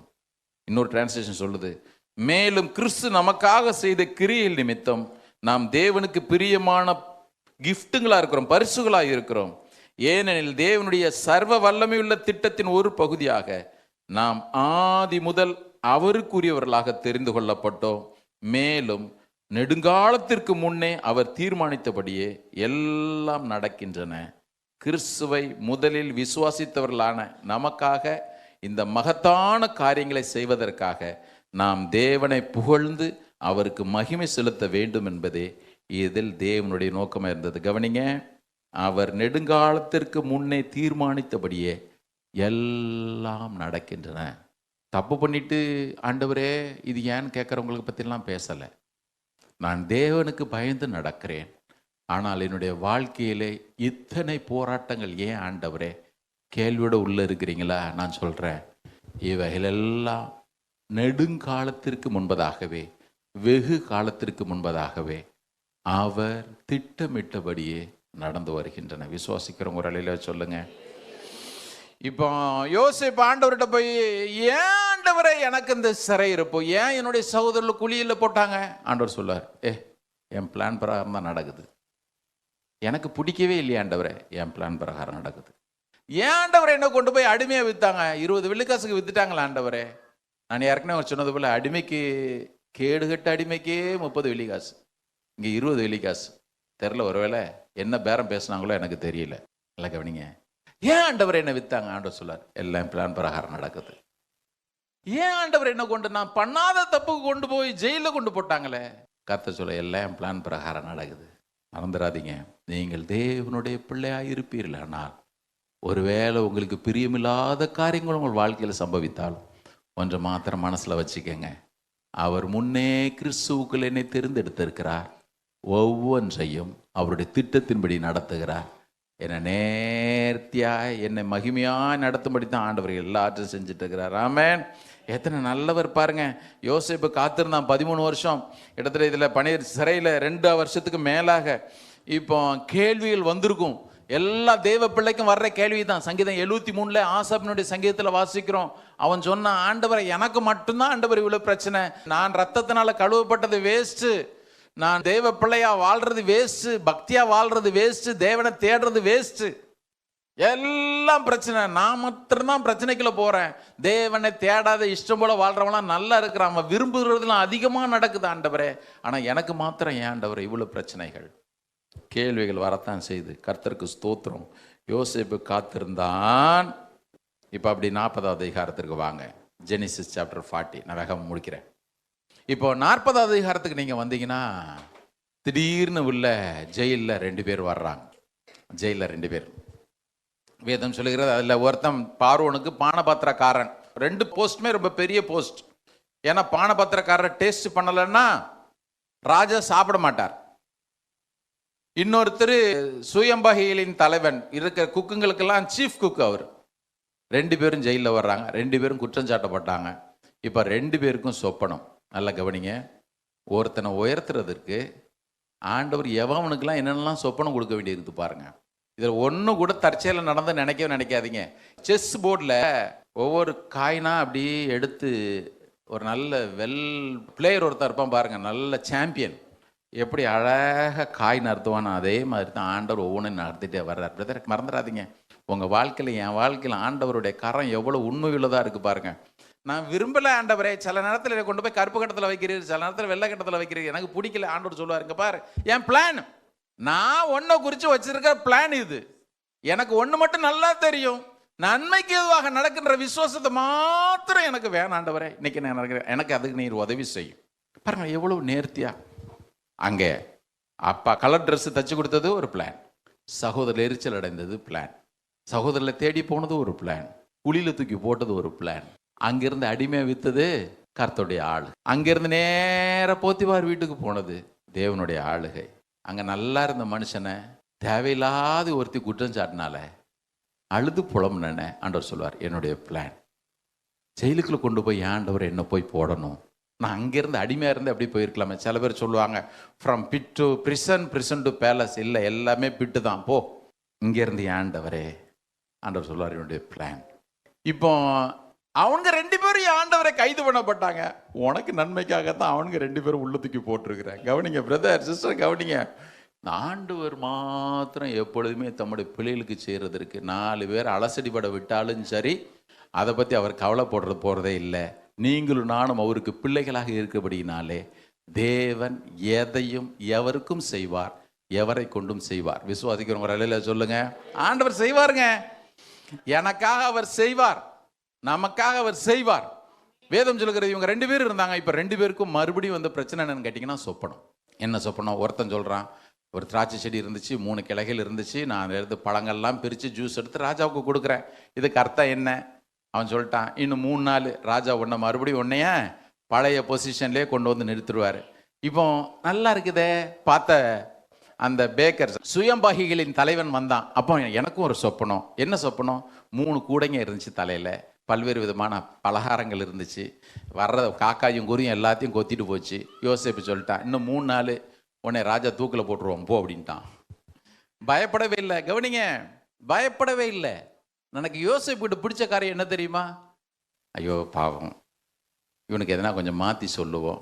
இன்னைக்கு தீர்க்கதரிசிகள் கூட பாருங்க, எந்த தீர்க்கதரிசி பார்த்தாலும் ஒன்று சொல்லுவாங்க, கர்த்தர் உன்னை விட்டு விலகுவதும் இல்லை. ஒரு தீர்க்கதரிசியாவது உங்களை பார்த்து நீ பண்ணுறது சரியில்லை, 3 நாள் ஆண்டவர் மண்டே உடைக்கிறாரா இல்லையான்னு பாருன்னு சொன்னால் எந்த தீர்க்கதரிசியாக போய் நிற்பாங்களா சொல்லுங்க பார்ப்போம்? யாருன்னா விரும்புவாங்களா சொல்லுங்களா பார்ப்போம்? எனக்கு என்ன தெரியுமா, இன்ன வரைக்கும் ஒரு கேள்வி, தீர்க்கதரிசிகள்கிட்ட போய் நிற்கிற எல்லாரும் அவ்வளோ 100% பெர்ஃபெக்டாக இருக்கிறாங்க. யாரை பார்த்தாலும் கர்த்தர் உன்னை கைவிடவே இல்லை மகனே. யோசேப்பு சொன்னான், 3 நாள் உனக்கு உயர்வு, உனக்கு மறந்துடாதீங்க, தைரியமாக சொன்னான். இதில் ரொம்ப பாராட்டப்பட வேண்டியது என்ன தெரியுமா? யோசேப்பு கிட்ட ஒவ்வொரு கேரக்டரும் கவனிங்க. இவனே பிரச்சனையில் போனான், ஆனால் இவன் துக்கப்பட்டு இருந்திருக்கணும். இவன் போய் மற்றவங்கள்ட்ட விசாரிச்சா, இன்றைக்கு உங்களுடைய முகங்கள் துக்க முகமாக இருக்கிறது என்ன பிரதர்? கவனிங்க, நான் நேற்று ப்ரேயரில் கூட அதை தான் சொன்னேன், நேற்று ஃபாஸ்டிங் ப்ரேயரில் சொன்னேன். நிறைய நேரத்தில் நாம் ஒரு பிரச்சனையின் வழியாக போவோம், அதே பிரச்சனையின் வழியாக போகிற இன்னொருத்தவங்களுக்கு ஆண்டவர் ஜெபம் பண்ண வைப்பார். எனக்கு சிக்னஸ் இருக்கு ஆண்டவரே, நான் போய் எங்கள் ஹாஸ்பிட்டல் ஊழியத்தை பண்ணுறதுன்னு யாரும் கேட்காதீங்க. அப்போஸ்தலனாகிய பவுல் சொல்றாரு, நாங்கள் தரித்திரர் எனப்பட்டாலும் அநேகரை ஐசுவரர்களாக மாற்றுகிறவர்களாக இருக்கிறோம். இதை செஞ்சு ஆகணும் பாருங்க. நீங்கள் செய்வீர்களே ஆனால் கண்டிப்பாக உங்கள் வாழ்க்கையிலே செழுமை என்பது ஒரு நாளும் குறையவே குறையாது. விசுவாசிக்கிறவங்க இலையில சொல்லுங்க, ஏன் மற்றவங்களுக்காக ஜெபிக்கணும்? ஏன் மற்றவங்களுக்காக கவனிங்க, ஏன் மற்றவங்களை விசாரிக்கணும்? ஏன் ஊழியம் செய்யணும்? என் வாழ்க்கையில் 1000 பிரச்சனைகள் இருந்தாலும் நான் இயேசு நல்லவர், அவர் மாற்றுகிறவர், உனக்கு அற்புதம் செய்கிறவர், நான் ஏன் சொல்கிறேன் அப்படின்னு கேட்டிங்கன்னா, நல்லா யோசிச்சு பாருங்க. வாய்க்காலை வெட்டி தண்ணீர் போகும் பொழுது அங்கே பாய்கிற நிலம் மாத்திரம் அல்ல, இந்த வாய்க்கால் இருக்கு பாருங்க, அதுவும் நல்ல நீர் பிடிப்புள்ளதாக மாறிக்கிட்டே இருக்கும். உண்மைதானே? ஒரு நாளும் குறையவே குறையாது. இந்த வாய்க்கால் ஒரு நாளும் இவ்வளோ தண்ணி பாயுது, இதெல்லாம் எனக்கா பாயுது, அந்த தோட்டத்துக்கு தானே பாயுது, அந்த வயலுக்கு தானே பாயுதுன்னு வாய்க்கால் ஒரு நாள் நினைக்கிறதே இல்லை. வாய்க்கால் நினைக்கவே போறதில்லை. ஆனால் வாய்க்கால் நினைக்கிறதோ இல்லையோ, வாய்க்கால் அது நினைச்சுக்கிட்டே இருக்கும் பாருங்க. வேதம் சொல்லுகிறதா, அவன் நீர்க்கால்கள் ஓரத்தில் நடப்பட்ட மரத்தை போல அந்த நீர்க்கால் எப்பொழுதுமே நல்ல ஸ்ட்ராங், நல்ல நீர் பிடிப்புள்ளதா, செழிப்பு கொடுக்கக்கூடியதாக இருக்கும். அதனால தான் சொல்கிறேன், ஜெபிங்க, மற்றவங்களுக்கு ஜெபிங்க. உங்கள் வாழ்க்கையில் வறட்சி இருந்தாலும் மற்றவங்களுக்கு ஜெபிங்க. உங்கள் வாழ்க்கையில் துக்கம் இருந்தாலும் மற்றவர்களை விசாரிங்க. இந்த யோசேப்பு சிறையிருப்பின் அனுபவம் மாறலை, ஆனால் அவன் போய் விசாரித்தான் மற்றவர்களை விசாரித்தான், சொப்பனங்களுக்கு அர்த்தத்தை சொன்னான், அதன்படியே நடந்தது. பானபாத்திரக்காரன் வெளியே போகும்பொழுது யோசேப்பை கட்டிப்பிடிச்சு சொல்லியிருப்பான், யோசேப்பு உன்னை நான் மறக்கவே மாட்டேன்.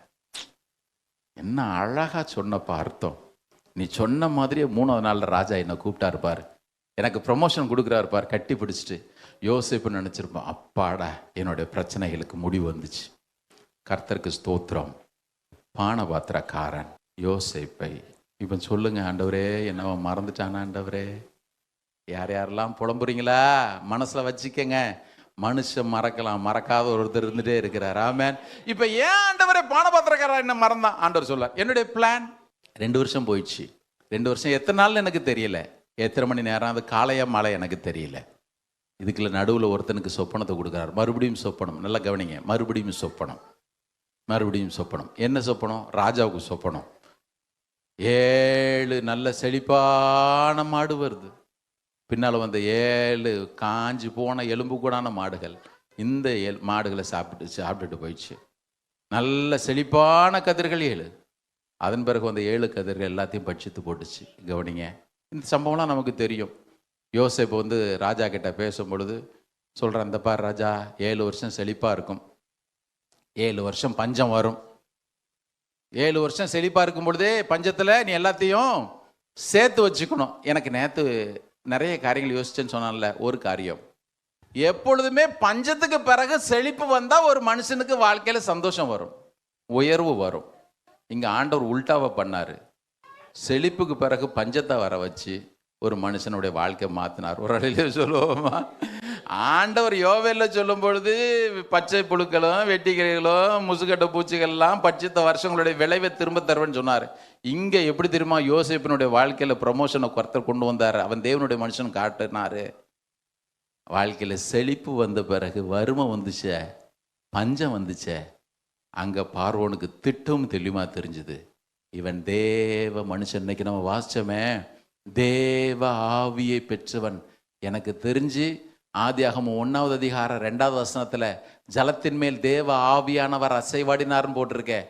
அதன் பிறகு தேவ ஆவியானவர் ஃபஸ்ட்டு வர்ற இடம், அதுவும் பார்வோன் ஒரு புறஜாதியான் தேவ ஆவியானவரை பற்றி யோசேப்பின் மேலே பேசினான் பாருங்க. அதுதான் ரொம்ப ஆச்சரியம். எப்படி ஆண்டவரே? ஆண்டவர் சொல்லார், இட்ஸ் மை பிளான், என்னுடைய பிளான். ஆமேன். என் பிளான். அந்நியன் சொல்லுவான், இந்த பாரு தேவ ஆவியானவர் உன் மேலே இருக்கிறார், தேவ ஆவியானவர் உன் மேலே இருக்கிறார். யார் யாரெல்லாம் சொன்னான் பாருங்க. போத்திபார் சொன்னான், கர்த்தர் கூட இருக்கிறார். சிறைச்சாலைக்காரன் சொன்னான், கர்த்தர் கூட இருக்கிறார். இப்போ பார்வோன்னு சொன்னான், தேவ ஆவியானவர் உன் மேலே இருக்கிறார். யா பிரதர் சிஸ்டர், இந்த உலகத்தில் இருக்கிறதுல பெஸ்ட் சாட்சி என்ன தெரியுமா? நீங்களும் நானும் பெற்று அனுபவிக்கிற ஆசீர்வாதங்கள் இல்லை. நீங்கள் நானும் படித்து பெருசு அதெல்லாம் வேணும், நான் இல்லைன்னு சொல்லவே இல்லை. அதை விட முக்கியம், கர்த்தர் உங்கள் கூடயும் என் கூட இருக்கிறார். அந்த உலகம் காண செய்வார் பாருங்க. ஆமென். காண செய்வார். அதை உலகம் காணணும். அதற்கு தகுந்த மாதிரி நம்முடைய வாழ்க்கை இருந்து தான் தீரணும் பாருங்க. அதற்கு தகுந்த மாதிரி நம்முடைய வாழ்க்கை இருந்து தான் தீரணும். இன்னைக்கு ஆண்டவர்கிட்ட கேட்ப, ஆண்டவரே என்னுடைய வாழ்க்கை அதன்படியே கொண்டு போகிறதுக்கு நீர் எனக்கு உதவி செய்ய ஆண்டவரே. ஒவ்வொன்றும் நீர் எனக்கு போதியும் ஐயா. ஹல்லேலூயா. நீர் எனக்கு போதியும், நீர் எனக்கு போதியும். இவ்வளோ நாள் நான் காத்திருந்தேன் ஆண்டவரே. ஆண்டவர் சொல்வார், காத்திரு, இரு, பேசாம இரு. என்னுடைய திட்டம் நேர்த்தி அவனுடைய வாழ்க்கையில் நிறைவேற. ஒரு பரிசுத்தவன் சொன்னார், தேவனுடைய சிறப்பான நோக்கத்தை செயல்படுத்தும்படி ஏற்படுத்தப்பட்டவர்களுக்கு காத்திருப்பது என்பது தேவனுடைய ஒழுங்குமுறையின் பொதுவான அனுபவம். நல்ல கவனிங்க, தேவனுடைய சிறப்பான நோக்கத்தை எல்லாருக்கும் காத்திருக்க கர்த்தர் வைக்கிறது இல்லை. ஆனால் ஆண்டவர் உங்கள் வாழ்க்கையில் சிறப்பான திட்டம் ஒன்று வைத்திருப்பாரே. ஆனால் சில நேரம் நீங்களும் நானும் காத்திருக்க வேண்டியதான் இருக்குது. ஆமென். காத்திருக்க வேண்டி இருக்குது. அந்த பரிசுத்தவான் சொல்கிறார், இது தேவனுடைய ஒழுங்குமுறையின் பொதுவான ஒரு அனுபவம். எல்லாரையும் ஆண்டவர் வச்சு தான் தீரணும். எல்லாருடைய வாழ்க்கையிலும் கர்த்தர் அதை செஞ்சு தான் தீர்வார். ஆமென். எத்தனை நல்லவர் பாருங்க. இது யோசேப்பினுடைய வாழ்க்கையில் மாத்திரம்தான் பானபாத்திரக்காரன் மறந்தார்னு நினைக்காதீங்க. யோசேப்பினுடைய வாழ்க்கையில் மாத்திரம்தான் பானபாத்திரக்காரன் மறந்துட்டான்னு இல்லை. உங்களுக்கு பின்னால் ஒரு சம்பவத்தை காட்டினேன்னா எல்லா தேவ பிள்ளைகளுக்கும் உள்ள அனுபவம் இதுதான் உங்களுக்கு புரிஞ்சிடும். உதாரணத்திற்கு நீங்கள் யாத்திராகமத்துக்கு வாங்களேன். யாத்திராகமம் 1வது அதிகாரத்துக்கு வாங்க. Exodus chapter 1 verse 8. யாத்திராகமம் 1வது அதிகாரம் 8வது வசனம். யோசேப்பை அறியாத, நல்லா கவனிங்க, யோசேப்பினுடைய காலத்திற்கு பிறகு நடந்ததை நான் உங்களுக்கு சொல்லிடுறேன். இப்போ யோசேப்பு எகிப்துக்கு அவ்வளவு நன்மை பண்ணியிருக்கிறான். இதுக்கப்புறமாவது தேவ பிள்ளைங்க வாழ்க்கையெல்லாம் சீர்பட்டுருக்கணும்ல. ஆண்டவர் சொல்றார், மனுஷன் புத்தி அதுதான், மறந்துடாத. ஒவ்வொரு தேவ பிள்ளையும் போற பாதை அதுதான். வேதம் சொல்லுகிறது, இந்த யோசேப்பை அறியாத ஒரு ராஜா. இன்னொருத்தர் சொல்றாருந்தா, யோசேப்பு எகிப்து தேசத்திற்கு எந்த நன்மையெல்லாம் செஞ்சானோ அதை மறந்து போன ஒரு ராஜா வந்தான். இப்போ இந்த ஜனங்களுக்கெல்லாம் ஒரு பேச்சு, யோசேப்பு உங்க நாட்டுக்கு எவ்வளோ நன்மை பண்ணான்னு தெரியுமா? மறந்துட்டியே மறந்துட்டியே மறந்துட்டியே மறந்துட்டியே மறந்துட்டியே. ஆனால் அதுக்கு அடுத்த அதிகாரம் கடைசி வசனம் எப்படி தெரியுமா போட்டிருக்கு? அதை வாசிங்க. தேவன் இஸ்ரவேல் புத்திரரை நினைத்தருளினார். தேவன் அவர்களை நினைத்தருளி, சத்தம் வாசிங்க, கண்ணோக்கினார். தேவன் இஸ்ரவேல் புத்திரரை கண்ணோக்கினார். தேவன் அவர்களை, ஒரு அலையில சொல்லுங்க பார்ப்போம். யோசேப்புக்கு மட்டும் இல்லை, பின்னால் வந்த எல்லா தேவ பிள்ளைகளுக்கும் நன்மையை பெற்று மறக்கிற அனுபவம் தான் எல்லாருக்கும் இருந்துக்கிட்டே இருந்துச்சு. இன்னைக்கு உங்களுக்கு எனக்கு அந்த விதிவிலக்கு இல்லவே இல்லை. அது விதிவிலக்கு இல்லவே இல்லை. பிரதர் சிஸ்டர், இன்னைக்கு ஒரே ஒரு காரியத்தை வந்து மனசில் வச்சுக்கோங்க. யோசேப்பினுடைய சரித்திரம் நம்ம எல்லாருக்குமே தெரியும். அதன் பிறகு சகோதரர்லாம் வந்தாங்க. அதன் பிறகு அவனுக்கு ஆண்டவர் 2 பிள்ளைகளை அங்கே கொடுத்தார். இப்போ யோசேப்பு காரியம், முக்கியமான ஒரு காரியத்தை நான் சொல்லிட்டு நான் முடிச்சிடுறேன். இந்த யோசேப்பு நல்ல செழிப்பான 7 வருஷங்களில் என்ன செய்யணும் அப்படின்னு சொல்லிட்டு ராஜாவுக்கு ஆலோசனை கொடுக்குறான். ராஜா, 7 வருஷம் செழிப்பாக இருக்கும் பொழுது, கவனிங்க, 7 வருஷம் செழிப்பாக இருக்கும் பொழுது நீங்கள் அடுத்த பஞ்சமான 7 வருஷங்களுக்கும் நல்லா சேர்த்து வச்சுக்கங்க. ராஜா சொல்லிட்டா, நீயே அதெல்லாம் பார்த்துக்கப்பா, உனக்கு தான் அது தெரியும். யோசேப்பு பட்டணங்களை சுற்றிலும் அந்தந்த இடத்துல என்னென்ன ஆகாரம் கிடைக்குதோ எல்லாத்தையும் அந்தந்த இடத்துல சேர்த்து வச்சானா. முக்கியமான ஒன்று சொல்கிறேன். யோசேப்பு ஒரு காரியத்தை எல்லா விசுவாசிகளுக்கும் கற்றுக் கொடுக்குறான். என்ன தெரியுமா கற்றுக் கொடுக்குறான்? விசுவாசிங்க, கவனிங்க. உன் வாழ்க்கையிலே தேவன், நீங்கள் நண்பன் உடனே நல்லா சம்பாதிக்கும் பொழுதே சேர்த்து வைக்கணும். காற்றுள்ள போதே தூச்சிக்குள்ள அதெல்லாம் சேர்த்து வச்சிங்க, தூத்திங்க, எதனா செஞ்சுக்கிங்க. அதுக்குள்ளே வரல. வேதம் சொல்லுகிறது, ஆகார குறைவினாலே அல்ல, கர்த்தருடைய வசனம் வார்த்தை கிடைக்காத கொடிய பஞ்சம் வரக்கூடிய நாட்கள் உண்டு. இதுக்கு நீ யாரும் அழுலையோ சொல்லாதீங்க, அதை நான் விரும்பலை. ஆனால் ஒவ்வொரு முறையும் ஆண்டவர் செழிப்பா இப்படிப்பட்ட நன்மைகளை கொடுக்கும் பொழுது, கூடி வரவை கொடுக்கும் பொழுது, அப்போ உட்காந்து தூங்குற வேலை இருக்கக்கூடாது. நல்லா கவனிங்க. இதை ஒன்று சொல்லிடுறேன். முக்கியமாக யாரும் இதை எடுத்து பேசுகிறதே இல்லை. யோசேப்பை பாருங்க, 7 வருஷம் செழிப்பில் அடுத்த பஞ்சமாக வரப்போகிற 7 வருஷத்துக்கு சேர்த்து வச்சான். அதனால எகிப்து தப்பிச்சு, அதனால யோசேப்பு வர வர வர வர அப்படி பார்வோனையும் சேர்த்து பெரிய ஐஸ்வரனாக மாற்றினான். 7 வருஷம் பஞ்சத்திற்கு பிளான் போட்டு ஒர்க் பண்ண ஒரு மனுஷன். கவனிங்க, இன்னைக்கு பொருளாதார சரி வந்துடக்கூடாது, அது வந்துடக்கூடாது, இது வந்துடக்கூடாது, இதை ஃபிக்ஸடில் போட்டு வை, நகை லட்சக்கணக்கில் ஏறிட்டே போகுது, அதுக்கெல்லாம் இன்வெஸ்ட் பண்ணி வை, அந்த உணர்வுலாம் இருக்குது. ஆனால் வார்த்தை கிடைக்கக்கூடாத பஞ்சகாலம் வரப்போது, அதுக்கு என்னத்தை ஒரு விசுவாசி சேர்த்து வைக்கிறான்னா சேர்த்து வைக்கவே இல்லை. உண்மை தானே? உண்மையா இல்லையா? எங்கேயும் போக வேண்டாங்க. நேற்று ஒருத்தர் பேசிகிட்டு இருந்தாருன்னு சொன்னார். பெங்களூர்ல இருந்து அவருக்கு ஃபோன் பண்ணார். ஃபோன் பண்ணி சொல்கிறாரு, நீங்களாம் அங்கே நல்ல ஊழியம் பண்ணுறதுக்கு எல்லா வாய்ப்புகளும் இருக்குது பிரதர், ஆனால் பெங்களூர்லாம் எங்களுக்கு அப்படி சொல்லவே முடியல, அவ்வளோ எதிர்ப்பு இருக்குது, இங்கே சர்ச்சுங்கெல்லாம் கிராமங்களை அடித்து நொடுக்கிற. நேற்று ஒருத்தர் நைட்டில் பேசிகிட்டு இருக்கும் பொழுது பேசினார். எங்களுக்கு இந்த மாதிரி சொல்கிறாங்கண்ணா அவருன்னு சொல்லிட்டு சொன்னார். இங்கேருந்து 6.5 மணி நேரம் 350-360 கிலோமீட்டர் தூரத்தில் தாங்க அடுத்த ஸ்டேட்டு. அங்கே பஞ்சம், ஊழிஞ்சேறதற்கு பஞ்சம், அங்கே தேவனை விடுதலையோடு ஆராதிப்பதற்கு பஞ்சம். இங்கே செழிப்பான நாட்கள் உண்டு இல்லை. வாசிங்க நீதிமொழிகள். நிறைய பேசணும், நான் சீக்கிரத்தை முடிக்கிறேன். 6 வாசிங்க. எல்லாரும் சேர்ந்து வாசிச்சா நல்லா இருக்கும்னு நினைக்கிறேன். இது புல்பிட்லேருந்து பேசினா கொஞ்சம் ஒரு மாதிரி இருக்குது. எல்லாரும் எடுங்க. சோம்பேறியே, நீ எறும்பினிடத்திலே போய் அதனுடைய வழிகளை பார்த்து ஞானத்தை கற்றுக்கொள். அதற்கு பிரபுவும் தலைவனும் அதிகாரியும் இல்லாதிருந்தும் கோடை காலத்தில் தனக்கு ஆகாரத்தை சம்பாதித்து அறுப்பு காலத்தில் தனக்கு, ஏன் அப்படின்னா மழை காலத்தில் அதெல்லாம் வெளியே வரவே முடியாது. நல்லா கவனிங்க, மழை காலத்தில் வெளியே வர முடியாது. வந்த ஒரு சொட்டு மழை தண்ணி மேலே விழுந்துச்சுன்னா எறும்பு கதி அதோ கதி. ஞானி சொல்கிறான், சாலமோன் சொல்கிறான், ஏ சோம்பேறியே, நான் சொல்லலை அவன் சொன்னான், ஏ சோம்பேறியே, எறும்பு கிட்ட போ, அதுக்கு தொடர்ந்து வசனங்கள்லாம் வாசிச்சா நிறைய சகோதரிகள் ரொம்ப யூஸ்ஃபுல்லாக இருக்கும்னு நினைக்கிறேன். சகோதரர்களுக்கு மாத்திரம் இல்லை, சகோதரிகளுக்கும்.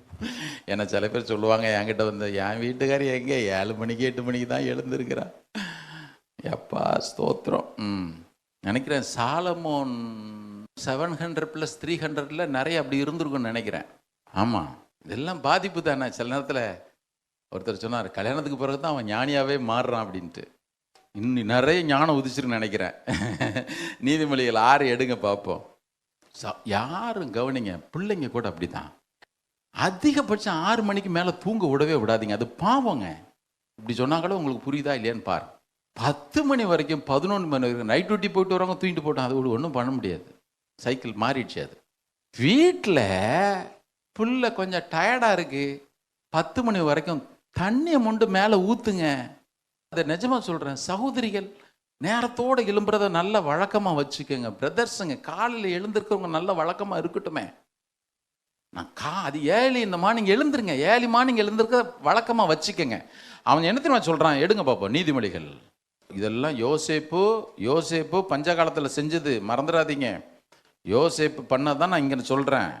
சாலமோன் அதை தான் சொல்கிறான். வாசிக்கலாமா?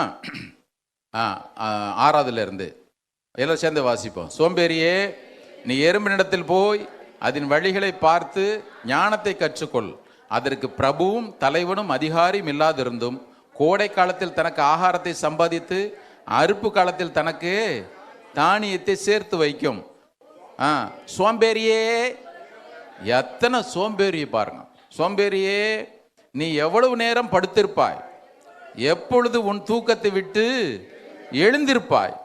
இன்னும் கொஞ்சம் தூங்கட்டும், இன்னும் கொஞ்சம் உறக்கட்டும், இன்னும் கொஞ்சம் கை முடக்கி கொண்டு நித்திரை செய்யட்டும் என்பாயோ. அப்படி நிறுத்தல அவரு. நீ இப்படி தூங்கிக்கிட்டே இருந்தன்னு வச்சுக்கியேன், அடுத்து பாருங்க, அது சகோதரனோ சகோதரியோ சிறு பிள்ளைங்களோ கணவனோ மனைவியோ யாரனா இருந்துட்டு போங்க. நமக்கு எழுதிருக்கிற ஆலோசனை இதுதான். வசனம் சொல்லுது, உன்னுடைய தரித்திரம் வழிபோக்கனை போலவும் உன் வறுமை ஆயுதம் அணிந்தவனை போலவும் வரும். மாற்றவே முடியாது.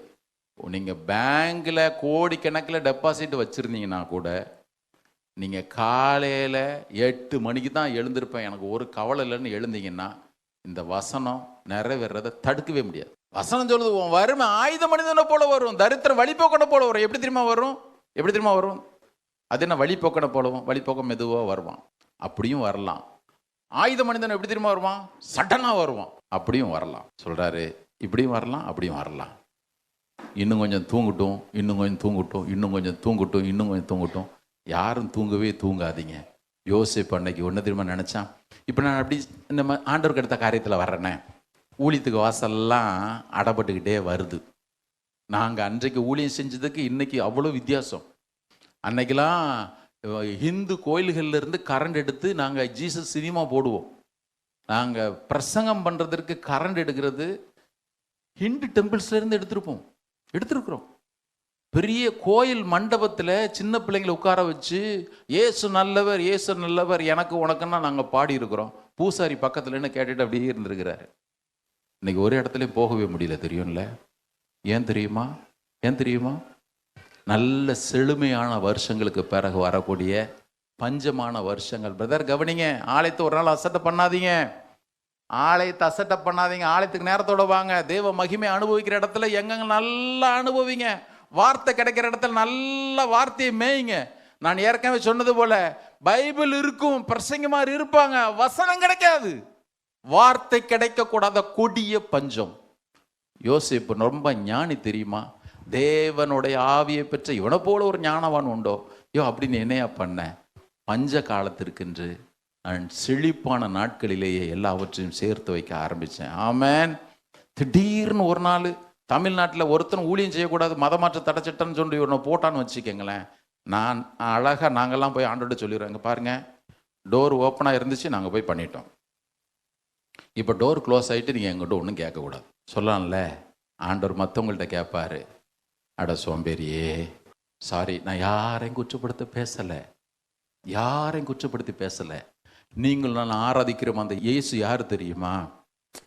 நான் உனக்கிட்ட 5 தாளந்து கொடுத்தேன்ல, நான் உனக்கு 5 3 2 1 4 எத்தனையோ வச்சுக்கோ, எத்தனை சம்பாதிச்சேன்னு கேட்கிறவர் பாருங்க. தேவன் கணக்கு கேட்கிறவர். மறுபடியும் சொல்றேன், நம்மை ஆசீர்வதிக்கிறவர், நமக்கு ஜீவனை கொடுக்கிறவர், நாட்களை கொடுக்கிறவர், நேரத்தை கொடுக்கிறவர். வேதம் சொல்லுகிறது, நாட்கள் பொல்லாதவைகளானதால் காலத்தை பிரயோஜனப்படுத்திக் கொள்ளுங்கள். அப்போஸ்தலனாகிய பவுல் எச்சரிக்கிறாரு, வறட்சியான ஒரு காலம் வருது, செழிப்பான நாட்களிலேயே எல்லாவற்றையும் சேர்த்து வச்சுட்டு நல்ல புத்தியோடு செயல்படுறது நல்லது. கரம் கொடுத்துறாலே சொல்லுவோமா? கர்த்தர் நமக்கு உதவி செய்யட்டும். இந்த விஷயத்தில் ஆண்டவர் எல்லாருக்கும் நல்ல தெளிவான புத்தியை தந்துருவாராக. நல்ல கவனிங்க. இப்போ யோசேப்பு எல்லாத்துலேயும் உயர்த்தப்பட்டுட்டான். நம்ம எல்லாருக்கும் தெரிஞ்ச சம்பவம் தான் இது. அதில் எல்லாரும் மறந்த பொழுதும், சகோதரர்கள் மறந்த பொழுதும், பானபாத்திரக்காரன் மறந்த பொழுதும், அவனை மற்றவங்கெல்லாம் ஒரு பொருட்டாகவே எண்ணாத பொழுதும், மறவாத ஒரு தேவன் நேர்த்தியாக கொண்டு வந்தார். நமக்கு ஆரம்பத்தில் வாசித்த வசனங்களை போலவே பார்வான் அவன் அப்படியே உயர்த்தி வச்சான். மாத்திரமல்ல, தன்னுடைய தகப்பனுக்கும் சகோதரர்களுக்கும் அவனை தான் கர்த்தர் ஆதரவாக வச்சிருந்தாரு. மறுபடியும் சொல்கிறேன், தேவன் உங்களை மற்றவர்களுக்கு, குடும்பத்தில் உள்ள மற்றவர்களுக்கு ஆதரவாக தான் வச்சிருக்கிறாரு. வைப்பாரு. வைக்கும் பொழுது, ஆண்டவரே எனக்கு அவன் அப்படி பண்ணானே, நான் மாத்திரம் ஏன் அவனுக்கு பண்ணணும்னு ஒருத்தரும் கேள்வி கேட்காதீங்க. ஆண்டவர் சொன்னாலே, ஏன் பிளான் என்ன தெரியுமில்ல, நீ மற்றவங்களுக்கு ஆசீர்வாதமாக இருக்கும்படியாக தான். ஒரு அழில சொல்லுவோமா?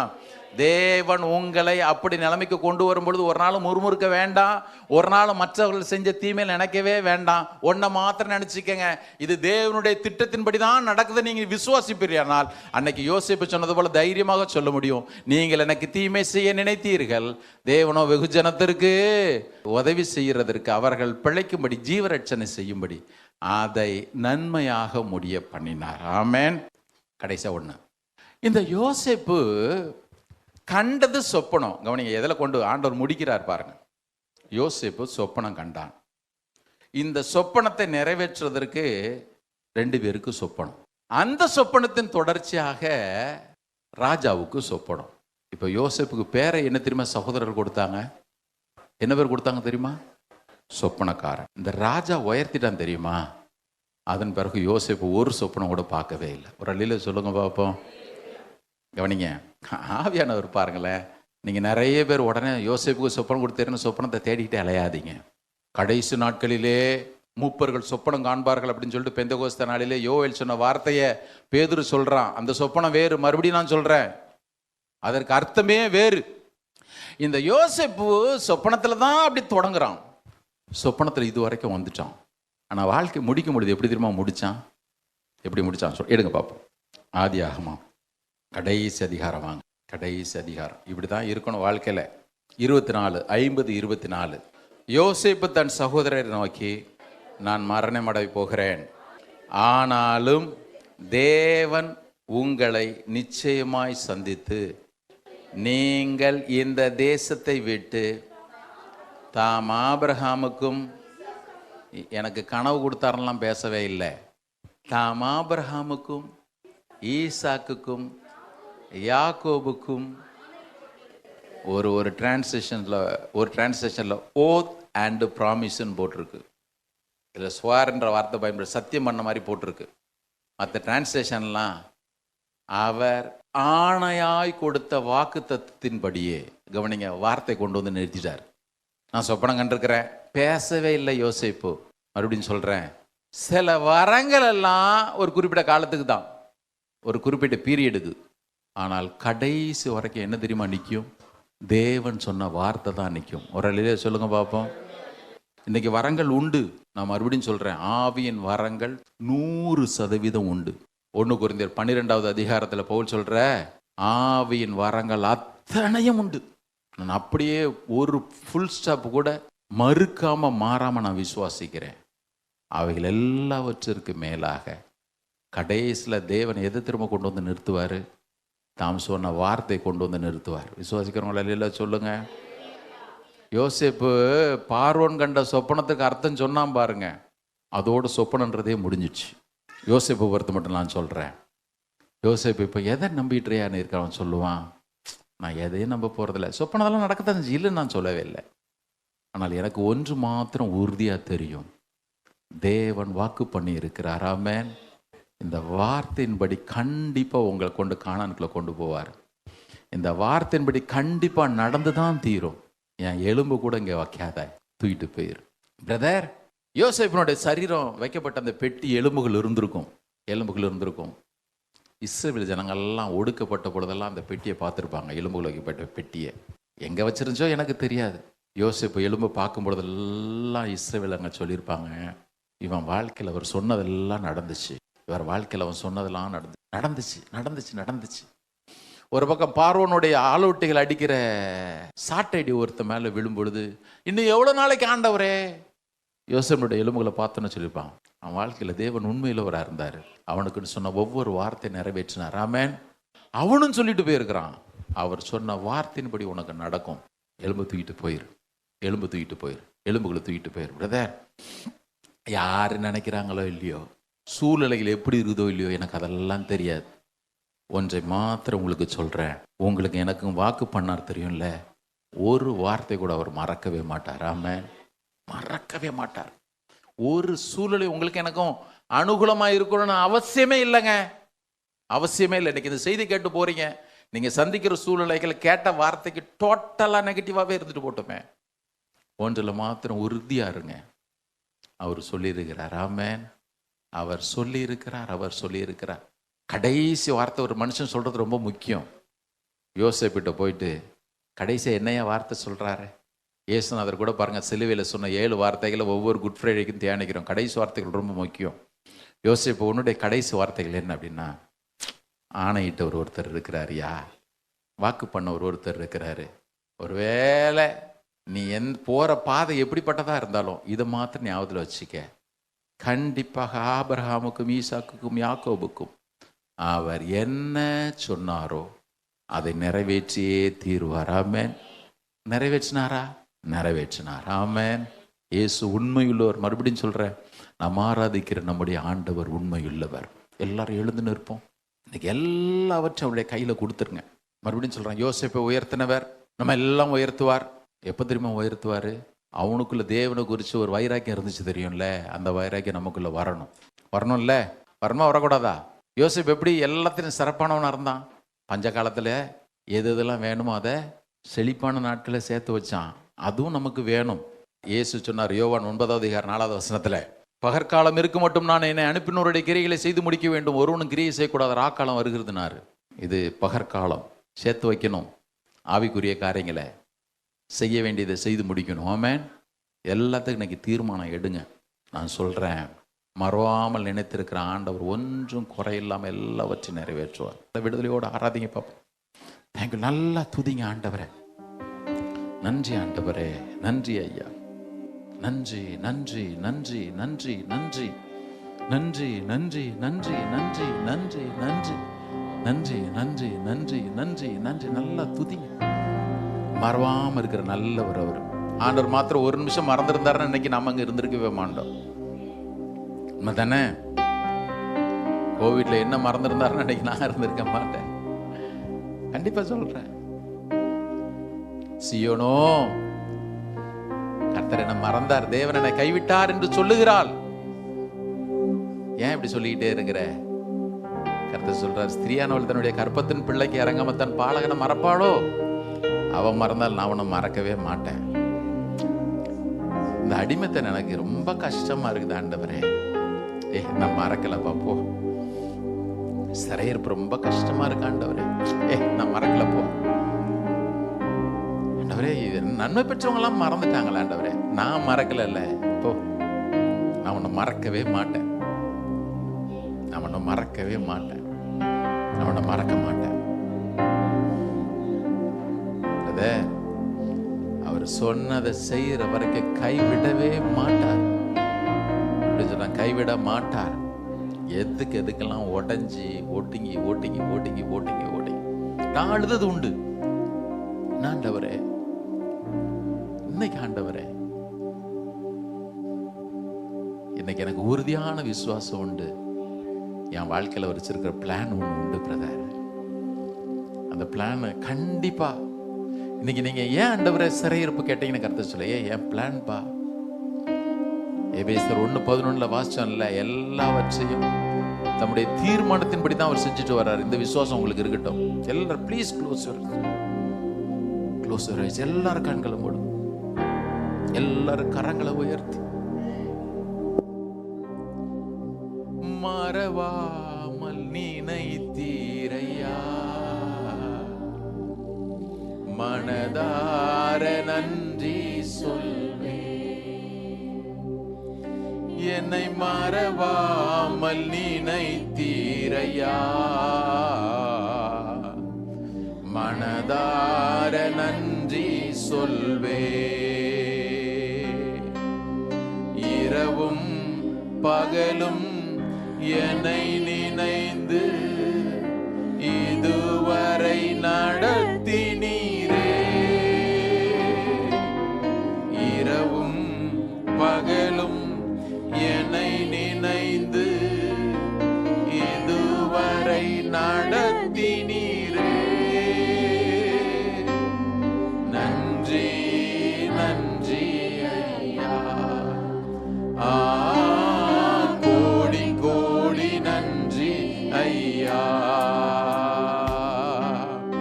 நன்றி நன்றி ஐயா,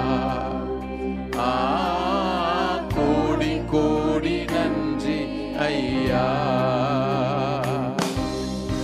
எபினேசர் நீர்தான் ஐயா, இதுவரை உதவி நீரே. எபினேசர் நீர்தான் ஐயா, இதுவரை உதவி நீரே. எல்ரோயி எல்ரோயி என்னையும் கண்டீரே, எப்படி நான் நன்றி சொல்வேன். எல்ரோயி எல்ரோயி என்னையும் கண்டீரே, எப்படி நான் நன்றி சொல்வேன். நன்றி நன்றி ஐயா, கோடி கோடி நன்றி ஐயா. நன்றி நன்றி ஐயா, கோடி கோடி நன்றி ஐயா. தடைகளை உடைத்தீரையா, தள்ளாட விடவில்லை இயேசுவே நல்லவரே. தடைகளை உடைத்தீரையா, தள்ளாட விடவில்லையே. சோர்ந்து போன நேரமெல்லாம் தூக்கி என்னை சுமந்து வாக்கு தந்து தேற்றி நீரே. சோர்ந்து போன நேரமெல்லாம் தூக்கி என்னை சுமந்து வாக்கு தந்து தேற்றி நீரே. நன்றி நன்றி ஐயா, கோடி கோடி நன்றி ஐயா. நன்றி நன்றி ஐயா, கோடி கோடி நன்றி ஐயா. Thank you low. தேவன் உங்களை மறக்கவே இல்லை. பிரதர் மறக்கல, சிஸ்டர் உங்களை மறக்கல, மறக்கல. இது இன்னைக்கு உங்களுக்கு சொல்றதுக்காக தான் நேத்து நான் அவ்வளவு நேரம் எனக்கு இந்த செய்தி கொண்டு வரதுக்கு கொஞ்சம் கூட எனக்கு ஆர்வம் இல்லை. வலுக்கட்டாயமா பலவந்தப்படுத்தி நீ இதை சொல்லு நேனு மாத்திரம்தான் எனக்கு அவ்வளவு சந்தோஷம். எங்க மேல இவ்வளவு நினைவா இருக்கிறீங்களாண்டவர். அவர் கரவலாடுகளை மெதுவா நடத்துறவர். அவருக்கு தெரியும் உங்களை எப்படி நடத்தணும்னு தெரியும். எப்படி நடத்தணும், எங்க உங்களை தூக்கிட்டு போகணும், எதெல்லாம் செய்யணும்னு அவருக்கு தெரியும். பிரதர் தெரியும், சிஸ்டர் அவருக்கு தெரியும். நினைச்சிட்டே இருந்தீங்கல்ல, ஆண்டவர் என்னைக்குதான் என்னைக்குதான் என்னைக்குதான் என்ன மறந்துட்டாரு. நான் மறக்கிறதே இல்லை, மறக்கல. எல்லாம் என் பிளான், எல்லாம் என் பிளான் தான்.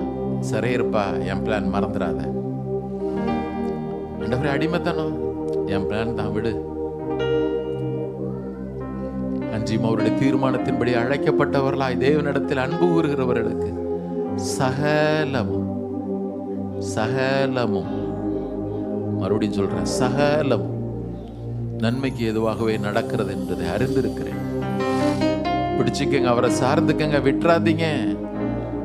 மறுபடியும் சொல்றேன், உங்களுக்கும் தேவன் உங்களுக்கு வைத்திருக்கிற அந்த பிரேக் த்ரூக்கும் ஒரு அங்குலம் தான் கேப்பு. விட்டுறாத, விட்டுறாதீங்க, பிடிச்சிக்கங்க. 1 inch தான். தேங்க்யூ லார்ட், உமக்கு நன்றி செலுத்துகிறோம்.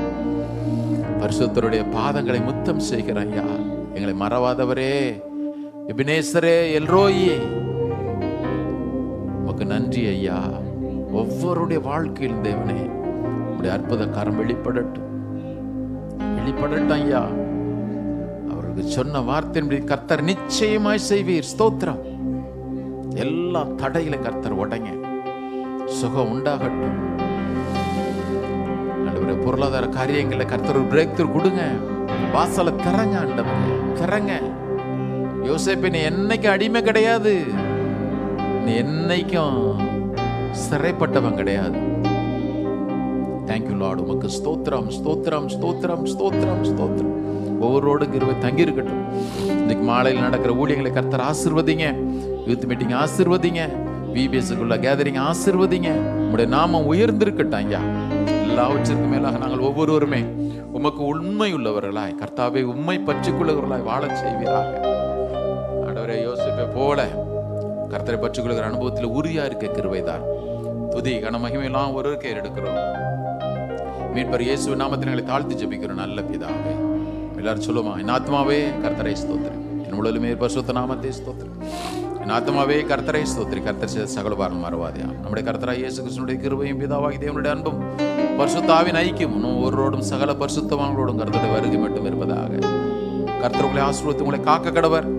கர்த்தர் தமது முகத்தை உங்கள் மேல் பிரகாசிக்கப்படி உங்கள் மேல் கிருபையா இருக்க கடவர். கர்த்தர் தம்முடைய முகத்தை உங்கள் மேல் பிரசன்னமாக்கி உங்களுக்கு சமாதானத்தை, மகிழ்ச்சியும் எல்லாவற்றிற்கும் மேலாக கர்த்தரை சார்ந்து வாழுகிற அனுபவத்தை பெருக செய்வாராக. Amen. God bless you. God be with you. Have a blessed week.